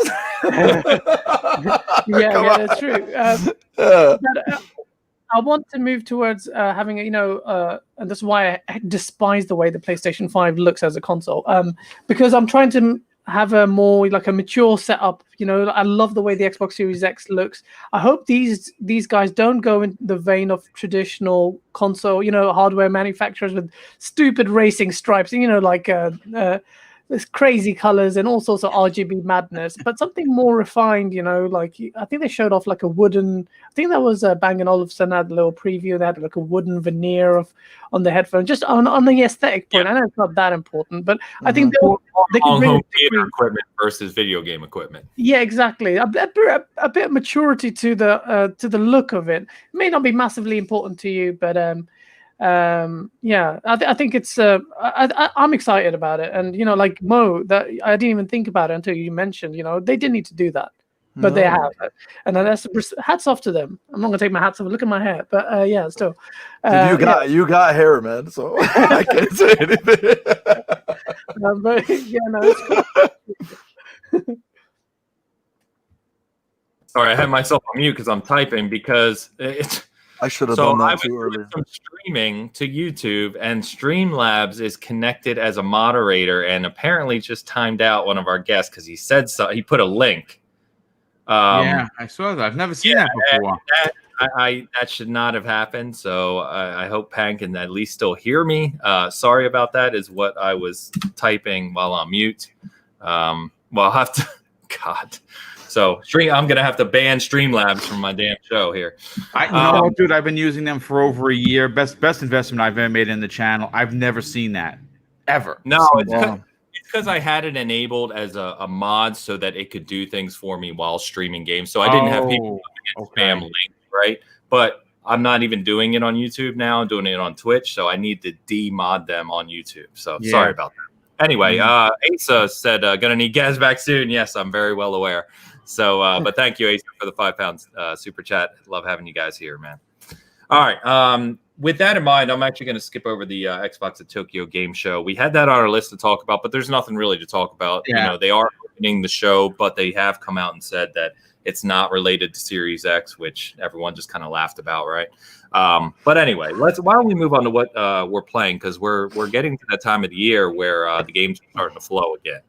And it's kind of kicking the season off. So we got Wasteland 3 and Tell Me Why last week, and I know people have been playing those, and both highly rated.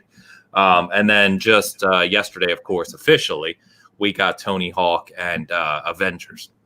And from what I can tell, and Boom, I actually want to hear your thoughts because we were talking pre-show about this, is Avengers didn't really seem to get a good reception from the beta from a lot of people, but the reviews and the people who are playing the campaign now are saying it's actually very, very surprising in a good way. It's very good. So kind of interesting. But Gaz, I'm going to start with you, brother. I know that you've got to head out of here in just a little bit for your own show that's getting ready to start. So while I've still got a big kind of crew listening here, Game On Daily's podcast is right after this on our time, so 3 p.m. Central, 9 p.m. No, 8 p.m. 8 p.m. British Standard Time. If you haven't checked them out, Gaz is getting ready to head out and do that shortly. But Gaz, what have you been playing currently, man? You in Avengers or Tony Hawk, or are you playing other stuff? It's Ace has been playing both. He's been playing Avengers. I've been watching him play. My business partner. So I haven't been playing that. I've actually been playing Microsoft. I say play, learning or crashing on Microsoft Flight Simulator. Okay.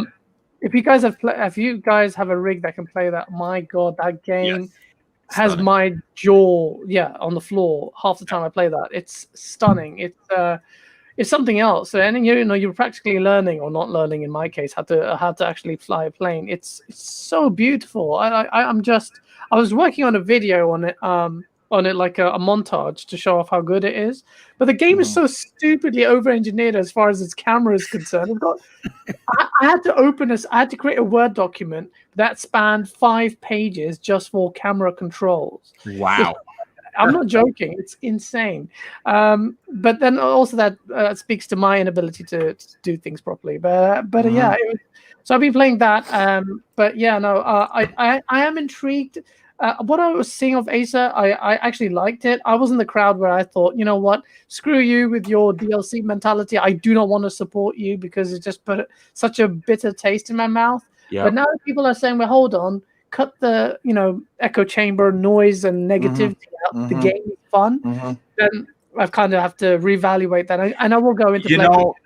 I don't mean to cut you off, dude. I just have to agree with you 1000%. I mean, I was in love with this game. It was, dude. broke me as a gamer. I canceled my pre-order, my Captain America statue that I'm a big fan. It's my biggest thing. I was so looking forward to this game. The Spider-Man thing left a bad taste in my mouth, so I'm getting it for Xbox. And then, of course, the Battle Pass stuff came out, Gaz, and I was like, you know what? That's it. That is the straw that broke the camel's back, and I canceled it because I was afraid about the 24 frames per second that we got during the beta.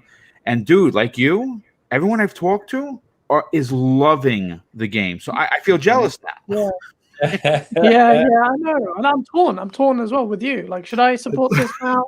But then I bought 5 copies of bloody Mario Super 3D also. I can't talk. I bought 2 copies of Avengers, man, so you're good. Oh my god, we are the problem, guys. Dude, it's so funny. Like my experience with the Avengers is the opposite of Boom, because Boom, you were really excited for it. You had reserved it, and then obviously some of the things just rubbed you the wrong way, so you decided to get rid of your pre-order and whatever. Me, I was just not excited for it. I didn't care for it. I had initially wanted to pre-order the collector's edition because I'm a junkie. And then I was like, whatever. And now I bought the collector's edition last night because I'm like, okay, well, it might be worth it now. Oh my goodness. So have any of you been playing it? I played a little bit of it just until the Golden Gate Bridge section, but for me, because I just haven't been playing anything, man. I've been on like a 3-week funk because I've just been watching Samurai Jack. I have like 11 or 12 games sitting there, including the new Samurai Jack game. But yeah. I didn't want to jump into that without finishing the series because I just felt like the characters and the stories and the jokes would have just rang hollow. So I figured, I'm like, you know what? Like, let me just dedicate a little bit of time to this because I like that. I was really looking forward to that game too. So yeah. It's fucking Samurai Jack of all things. But yeah. So Boom, are you convinced that you're gonna go grab it? Which one, for Samurai Jack? No, Boom, for Avengers. You know what, dude? I got to be honest with you. It's in my cart already. Because look. I'm not a trend hopper. Yeah. What I am is an MCU nut. Like I've been reading comics since I used to pull them off the rack when my dad used to take me to the local Optimo. You know what I'm saying? So the MCU. I mean, I'm a DC fan, but I'm a fanboy when it comes to Marvel. Right. And I'm hearing from a lot of the people that tune into my show like, Boom, this is amazing. You don't have, like Flamish, who's in the chat, he was telling me in the DM, listen, you don't have to buy anything, because that's my thing. I don't want to feel like I have to spend the money after investing $200 in the collector's edition. I would be mad. And on top of that, I'm not getting Spider-Man because I'm getting it for the Xbox, right? So I would have been very upset. But hearing everyone, and then I think what did it for me is people are saying that it's so much different in regards to polish as opposed to the beta, which I'm actually quite shocked, because the beta was only a couple of weeks ago, and I didn't know was that version 6 months ago, 2 months ago. I think that was like an alpha, man. It was so bad. It just looked very washed out. Bad. But then really last night, I'm sitting, it's midnight. I got to get up because my wife and I were up at 4:45 every morning to do our hike. We do a 4-mile hike. I was in bed and I saw the Hulkbuster come out. I said, you know what? In the cart it went. And I said, I'm going to have to go out there and put my head in the chopping block for the community. I was really rallying against this because I don't like the practice. I'm going to be honest with you, but I cannot sit on the side and not play this Marvel game. And a lot of people are saying that it's very Destiny-like. It's everything that I would want because I'm a Destiny/Division fan. So you give me that with Marvel, I may not play anything for the rest of the freaking year. You know what I'm saying? It's cool, man. It's cool. I like what they're doing. And honestly, want to just to touch a little bit really quick. Why I'm happy that this game is like this is because this game has been shat on since the minute it was revealed. And they're not absolved of that themselves. It is because of the developer. They really botched the initial reveal of the game, and they just really didn't do themselves many favors. And then even with all the war tables, and then the beta comes out, and the beta, while it gave you some type of idea, it still didn't give you the entire idea, right? Clearly why people are enjoying the game now versus the beta. The beta had a washed out look, and there was a lot of things that were missing from it. My partner for my podcast, Machine Gun Mike, He's in the chat right now. My man Mike. So he's I didn't even know who he was. He's a huge comic book junkie. Okay, like I mean, he's a huge comics junkie, including the MCU. So he's really, really, really enjoying that game, man. And you know, I mean, it's nice to see that. It's a good redemption story for the game itself, because everyone thought it was going to be the type of 60s game, and it's not. It's actually a good game, no matter where you're playing it on. Yeah. So that's good to see, man. That really makes me happy from that end. Yeah, that's a good point. And quick shout out. Oh, sorry, Leo, I threw you up. The damn chat's moving on me as I'm trying to throw off you. What's up, buddy? Shout out from Uganda. Great to see you. Thanks for stopping by. That's awesome. That's wicked. My friend of mine runs a netball charity in Uganda, so I'm a Mzungu. I know what Mzungu means. There you go. So I'll touch on Gaz. You let me know when you got to jump out, brother. Mm-hmm. You need to get rolling now. Yes, sorry. So really sorry. I love being here. I could stay here for ages, but I have to go and get that stuff sorted on my end. So I hope some of the audience here can just keep listening and transition right over to your podcast here in 15 minutes. Oh yeah. You know, we're always in touch, so it was definitely great having you on. We'll obviously do more of this in the future. I've tried to be on Gaz's show as well, but because they're back to back, it's kind of problematic. Mm-hmm. Anyway, Gaz, where can we find you, man? So GameOnDaily.com is the site that we have built. Finally came out of alpha. It's an aggregate site for content creators. So make sure you check that out. You know, Seasoned Gaming's stuff is on there. That's how we got to know you. And later on, we're going to be bringing in Twitch streaming integration and YouTube integration. Nice, dude. So nice, man. It'll be perfect for us, doing this stuff. Definitely check it out. And you can, all the news you see there is submitted by other people, so it's really cool. You find on there. I submit quite a lot to you guys. Yeah, your content's really good as well. That's why we talked to you. I said, be completely frank. We said, hey, love your stuff and the quality of your content. Yeah, we talked very early on when you were launching. And again, I don't talk about people or sites here, but I'll make an exception in this case. Is N4 is garbage. N4G? Yeah. Garbage. Oh God. They are a horribly run site with horrible leadership, and I've spoken to them directly, and I'm just call it like it is. They're horrible. So when Gaz reached out to me, actually the first time he reached out to me was via N4. I remember. Thanks for saying that in public. I'm not speaking for you. I speak for myself. But long story short, the reason I bring that up is because, they're a big site, N4 is, from an aggregate perspective, but they're terrible. And they're terribly run, and they're biased, and they're just not good. We need more sites like Game On Daily to come up and kind of put them in the bushes. So it's awesome to see you guys doing well and growing, and I'm happy to support it. Yeah, man, that's awesome. I'm really happy to do that. All right. I'm really happy to be here. I love this show because this is what we do. We're cool gamers. Any criticisms or anything that we do, just give us a shout. We'll only improve if we listen to all you guys. So just let us know, man. Hey guys, listen. I know you were on Dealer's show, and I know my show is small, but dude, if I can help promote your new site, brother, anything I can do. Hanging out with you today has been an honor. I'd love to get you on the show. Just talk games. This has been a blast, man. Really, 4 guys that are diehard gamers, just laughing and having a good time. This is what gaming is supposed to look like. And if you're in the chat and you're watching this, this is how the community should be as a whole. Yeah. Yes, definitely. I really enjoyed it, and that's the beauty of this. This is pure gaming essence. Bringing people from all over the globe together. From different. We've got someone from Uganda. We've come in from UK. You've got gunners everywhere. It's just it's beautiful, and I love that about gaming. And honestly, Boom, you need to get in touch. And we could definitely come on to our show. Same as you, Mo. All of you guys. Yes, please. I love it, dude. It would be my honor to have. Yeah, yes. It would be my honor to have all you guys. Because this is why I do it.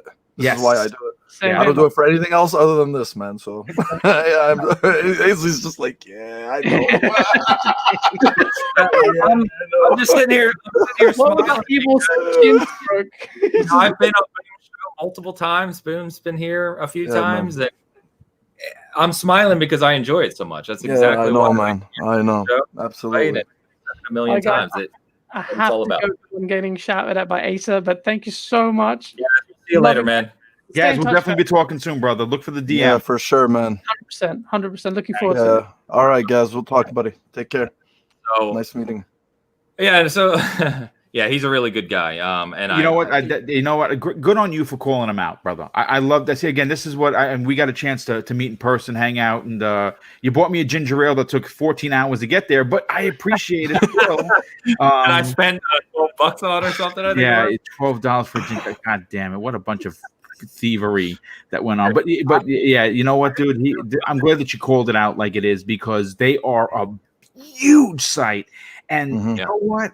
They make a lot of money, and they are at the core of the problem. See, and again, I don't want to turn this into an N4 kind of a thing, but because they're biased, and because we know that they're biased, they are the core of the problem that this community is so divided. You know what I'm saying? Like for the most part, like my chats, and I have upward of 1,100 people in the chat. It's an amazing. The group of people that follow me are so amazing and so just like us, just gamers. It is such a treat as a content creator. But when those kind of sites like that thrive, they build them on hate. They build it on community divide. That's why we should not support them. Game On Daily, that is a site that you have to rally around. Yep. No, 100%. You guys know me well enough to know I don't really speak ill of people. I'm a positive guy. I always try to focus on it. But I'm telling you, you guys have no idea. I could get into it. Some of the stuff I've dealt with N4G. We had an article up on something, and it got pulled down, just literally pulled off the site. And I reached out to him. This is one of several examples. And the mod said, I think the admin over there is Chris. I'll call him out by name. I don't care. Yeah. But he said, Chris can take down whatever he wants if he doesn't like it. And you have one person running your whole site, and if it doesn't agree with his opinion, he'll just pull it off and it gets deactivated. Wow. That's so shitty, dude. I'm sorry. That sucks, man. Yeah. Boom's right. They're a huge site. They generate a ton of traffic, make a ton of money, and yet they're run by terrible, terrible people. So anyway, I'm not going to keep on it. That's not what this is about. So what I do want to talk about, and Steve, yes, this is the Tony Hawk deck. And, I know, Mo, you're getting this too. I didn't realize, that the wood here is different. Everyone is unique. No shit. Oh wow, I didn't know that, dude. I'm gonna post a picture of mine when I pick it up later. I want to compare it to yours. That's really unique. So, one of the Xbox guys posted to me last night, and he said, "Here's mine. I really like it. What's yours look like?" And his is like a light brown. And I was like, "Dude, mine's like green." And so, very, very cool. So definitely let me know what yours looks like. That's so freaking cool, man. Oh, that's really cool. And it's a real deck. This is the game. Deck. That and the game, $100. Yes, that's amazing. And the game with the extras, the digital deluxe. Yes, so that's amazing. Yeah. So, and this deck, Tony Hawk designed from his Birdhouse studio, and said it's only coming with the game. You won't be able to get that design anywhere else. So that's amazing, dude. Anyway. It's funny. I had bought it, and I'm just sometimes want to punch myself in the face, man. I pre-ordered. You're not Jim Ryan, don't worry. I love it. I pre-ordered the digital edition immediately. I mean, like as soon as it went up, I was like, "Oh my god, Tony Hawk pre-order!" And then a couple of weeks later, I was like, "Holy shit! For $50 more, I can get the board." And you know what?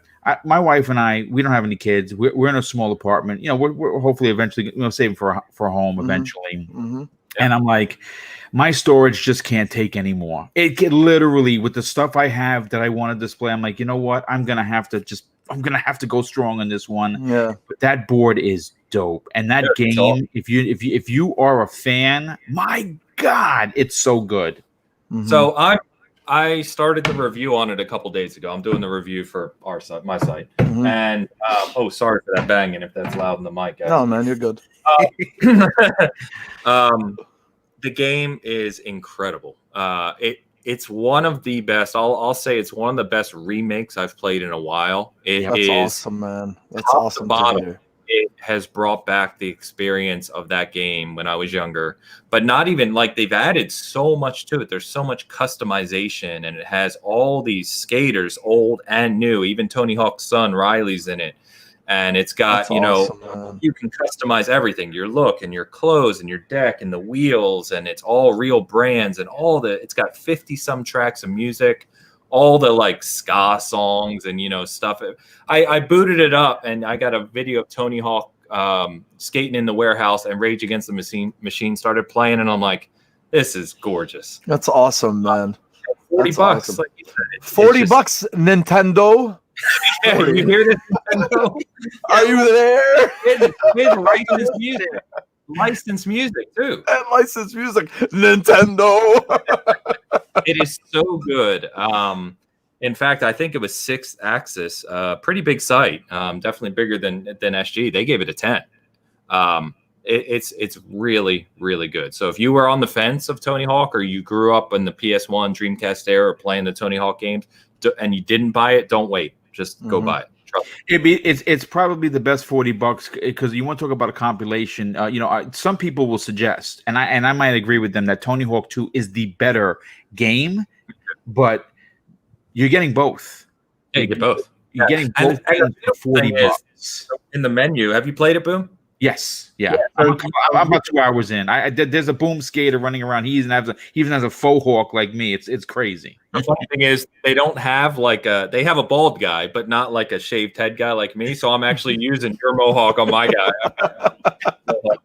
But the cool thing about it too is in the menu you can jump between Tony Hawk 1 and 2. It's not like they're separate games, right? It's one game. You just jump between the levels. They're set up the same way.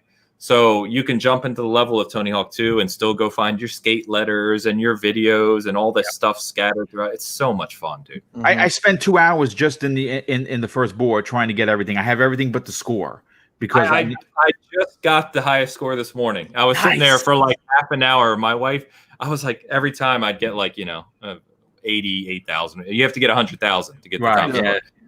Like 80. God damn it, restart. 70. 92, goddamn restart, and I just kept restarting. She's like, what are you doing? I was like, I'm gonna get 100,000. I'm gonna do. But that's great, man. That's awesome. And I did play multiplayer. I jumped into a match yesterday. It was the tag graffiti mode, so no problem. Match right away. 8 players jumped in, and we were skating all over the place and tagging everything colors. I was like, man, this is so much fun. So much. It's so well done. It almost seems like it couldn't be possible, right? Like that's how I mean, again, it's Activision, folks, but we have to look at what they've done in their last couple of remakes, remakes, whatever. They did the Crash one a couple of years ago, and it was, even though I'm not a big fan, and even though that game still breaks your balls, even the remake. It was unbelievable. Then of course Spyro came out. I mean, listen, I love platformers. I mean, I just 100%ed the entire game for new Super Lucky's Tale. I'm a platform guy. I've always had it. And I played Spyro like it was brand new. Nitro Racing. Oh my God, so good. And now this, it looks like they may be onto something. We may be seeing. I'm hoping. Oh my God, I can't believe I'm even saying this publicly. Don't crucify me. I would love to see EA do this with SSX Tricky. Many people would, yes, if they do it right. Is the game, if you can make SSX Tricky like Tony Hawk? Oh, I would love charge me $60. I'll take it, no problem, because that happily, one of my all-time favorite games. Me and my brother Dan, we played it for, I want to say hundreds of hours. It's crazy how much we played that game. Yeah. So the key is, right, Activision is, we're not going to get onto that topic of Activision, but what they've done right is they've gotten the right developers to make the games. Yeah, B-Nox really knocked it out of the park, man. B-Nox and Vicarious Visions, who helped make all the original games. So they know what works in this game and what to do with it, and they nailed it, man. Bad even said, one of the best remakes ever. I have to, right now, I mean, I still want to put more time into it before I find a review. Shout out to Bad Bit, of course. But yeah, one of the best remakes ever, and I agree with him. And not to take us back off topic, but I saw Bad Bit was in here raging when I was talking about N4G. He was. He gets in his field. Joe's a good guy. He's actually on 2 of my shows. Joe's a good dude, man. That's great. Definitely. He's always, you're here every week, Bad Bit, man. Super appreciative. But yeah, if they could do SSX and bring it back right and get the developer and do Tricky right, man, God, that'd be awesome. Yeah. Awesome. So SSX 3, man. Anyway, I'm all about Tony Hawk right now. I have been playing a little Wasteland. I talked about that last week. Again, excellent game. Dan's doing that review for us. That's coming. I'm doing the Tony Hawk review. Cloud is doing our Kingdoms of Amalur review. So all those reviews are coming. But great time for gaming, man. So you got a great crew on your website, man. I just want to put it out there. I love their work. I love you guys' work. So thanks, man. So, yeah, man. I messaged you the other day too about one of the articles that I posted. I loved it, man. Oh yeah. I like those kinds of things. He's like, this would be a little controversial. I was like, yeah, it's okay. No, man, it's quality writing. That's really appreciated for sure. That's the key. Yeah, that's I'm a pretty big stickler about what goes on the site. I think you guys know that. But yeah, the guys like Elu's in the chat, one of our mods here. He's an incredible writer. He's easily the best writer out of all of us. He's writing a novel as we speak. Yeah. I mean, like a serious writer. Steve's an excellent writer. Clouds. I mean, they're all great. Yeah, they're all great. So it's been a lot of fun to give them some more exposure as much as I can, of course, from the site. So it's good stuff.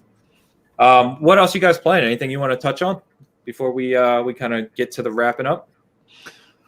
Honestly, man, I'm just So today I do want to finish because I did play the Avengers in the beginning. I played the whole introductory sequence, with Kamala Avengers Day and how it then transitions into the Golden Gate Bridge, which is the demo that they've showed off from the beginning, and even in the beta.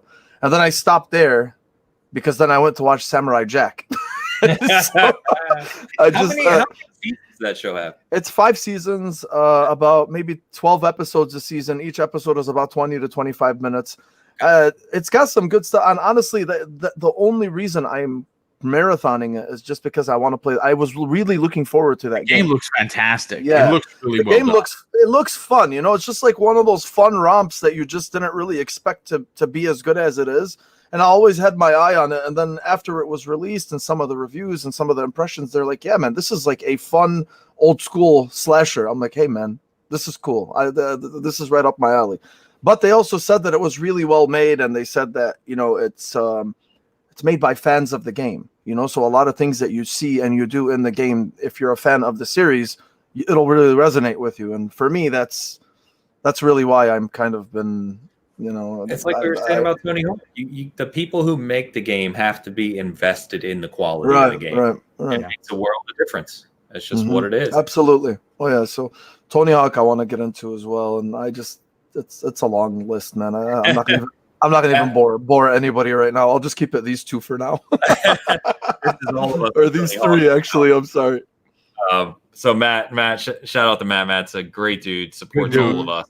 Yeah, he really does. But, terrible when we first starting to get the hang of it again. When I first loaded Tony Hawk and started doing the tutorial again, man, I was like, oh my god, I'm getting really dude, I spent more time on the deck than I did actually on the ground than on the deck. It was terrible. Yeah, so I'm still struggling a bit, but no, it's great. It's great. Well, cool guys. So let's go ahead and wrap this up. We just hit the 2-hour mark, so it's been an absolute blast, man. Gaz was a great guest. You guys, it goes without saying. We've already said my favorite thing to do, man. It's just to sit and talk with real gamers and do it forever. It's a love. So Mo, I'll start with you, brother. We've got episode 13. I know of Backlog Chronicles. You just published, and you and Machine Gun Mike are doing well and developing a little community. And I do mention it and help try to spread the word as much as I can for you guys. I appreciate you, man. Yeah, what you got going on? What where can people find? So they can find us at the Backlog Chronicles is what it's called. And the funny thing is I wanted to include some backlog in there, but we talk about anything but the backlog because clearly there's just so much shit to play that it's like an endless abyss, So we thought, the Backlog Chronicles, the Twitter user, the Twitter handle, I'm sorry, is the backlog_pod. So we put out an episode every week. And we've been talking for a few weeks, to try to do different things, something like this, where we can have people like, find people like you guys on, just to have this, man. It's non-monetary. I don't do it. We don't do anything for, to gain any financial benefit from it. We just really do it because we just love doing this, man. This is what it's all about for me. So life and work and family, and there's just enough hard shit as it is. So if you can dedicate this kind of time, a week to just talk with real people about this kind of stuff, I mean, that's really at the end of the day what it's all about for Mike and I. So that's where you can find us. And I really hope to have you guys on soon too. Absolutely, dude. Send the invite. We follow each other on Twitter, brother. We do. It's my absolute pleasure, man. And Ainsley, thank you for having me today, dude.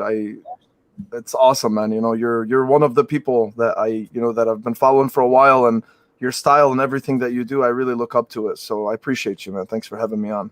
Oh, man, I appreciate that. Yeah, man, absolutely. It's a pleasure, and this won't be same thing I told Boom the first time. It won't be the last time you're on here, man. I appreciate it. Oh yeah.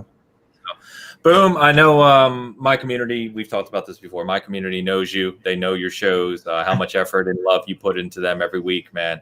But go ahead, give shout out. Let us know what you're up to. Well, I mean, obviously, you can follow me very easily on Twitter at Mr. BoomstickXL. DMs are open to everyone. Just throw me a message. I talk with the community on a regular basis. I think that's really what it's about. That again, my channel was built on the ground floor of community interaction. I think that if you do it for monetary gains, that good on you. For me, it's always been about community, about people, about enjoying the industry, knocking down walls, building people's other sites up, regardless of size. Like whether you have 1 million subs or 1 sub, if you need help building it, reach out to me. I will go out of my way to do that. I think that this industry needs more of that. I think we need to help each other more. We don't see enough of that. I do that, and I try to do that on a regular basis. And you know what? Again, every little bit helps, because you'd be surprised.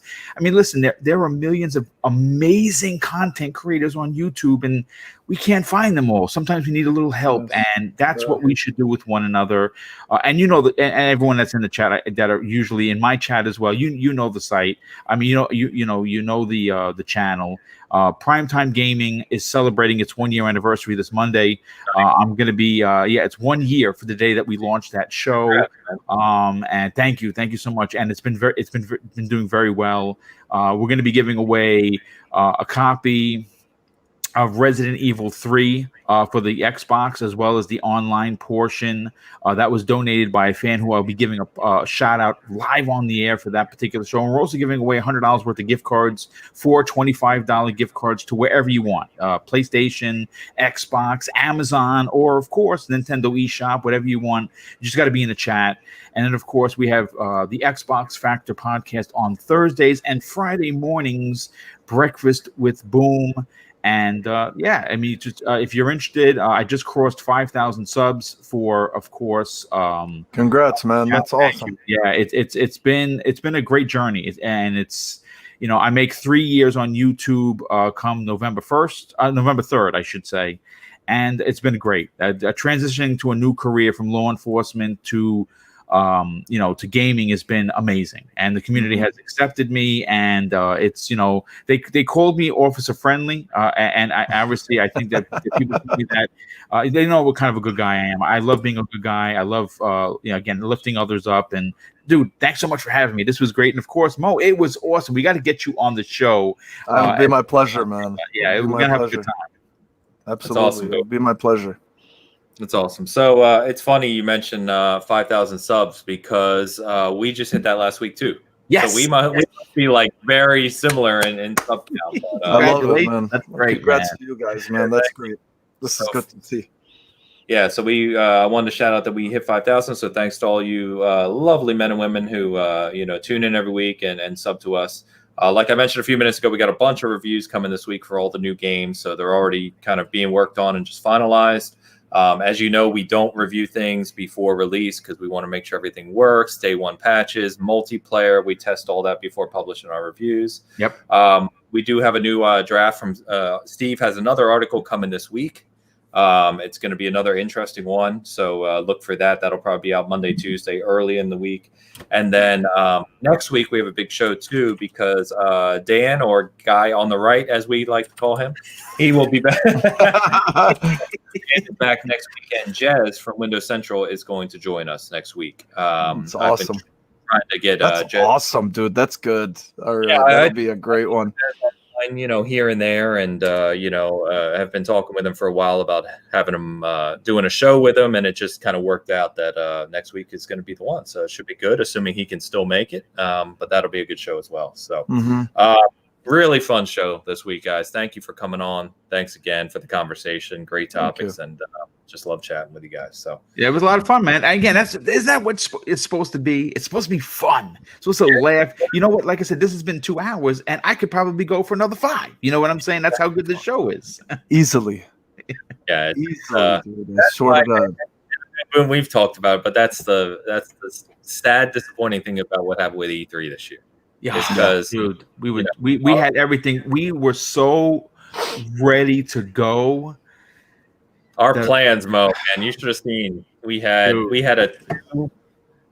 talked about this on the show, and I just can't help it because it's so disappointing. Tell me, man, I didn't hear this. I must have not been there. Tell me.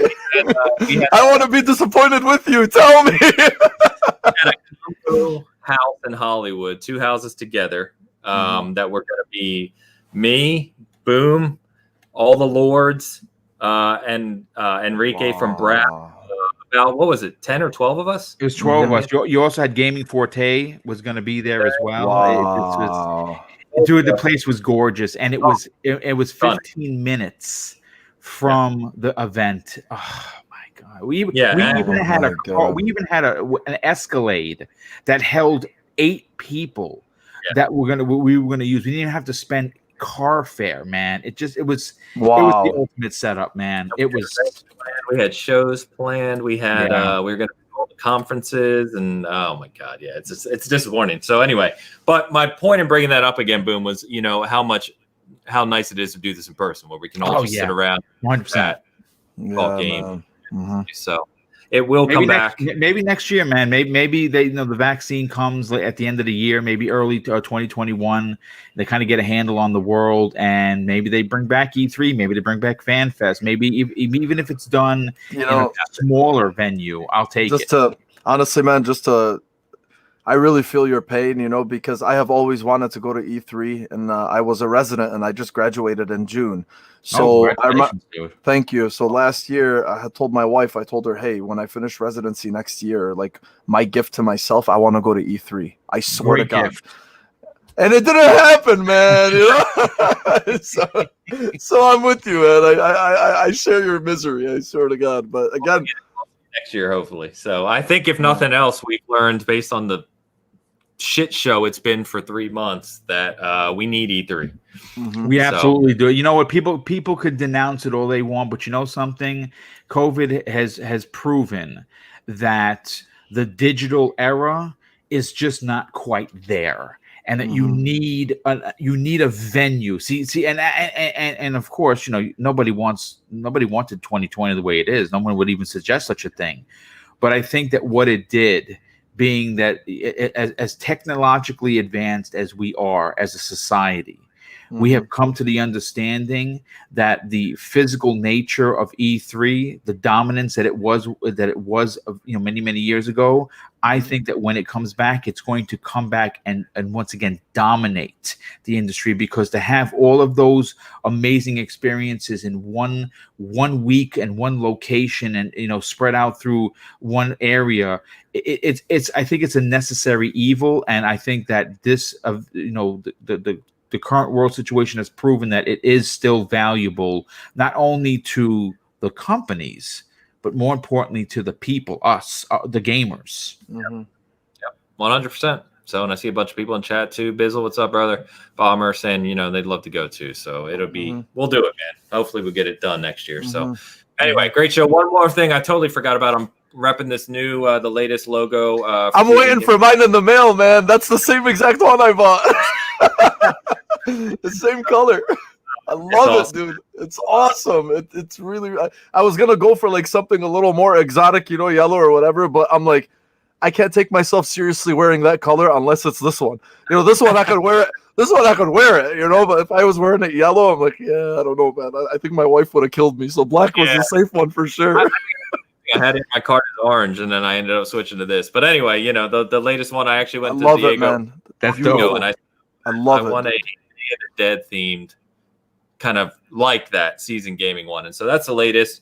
I think shirts are on sale right now in the store. And as I think most everyone's aware, I donate 50% of that revenue to Special Effect and Able Gamers.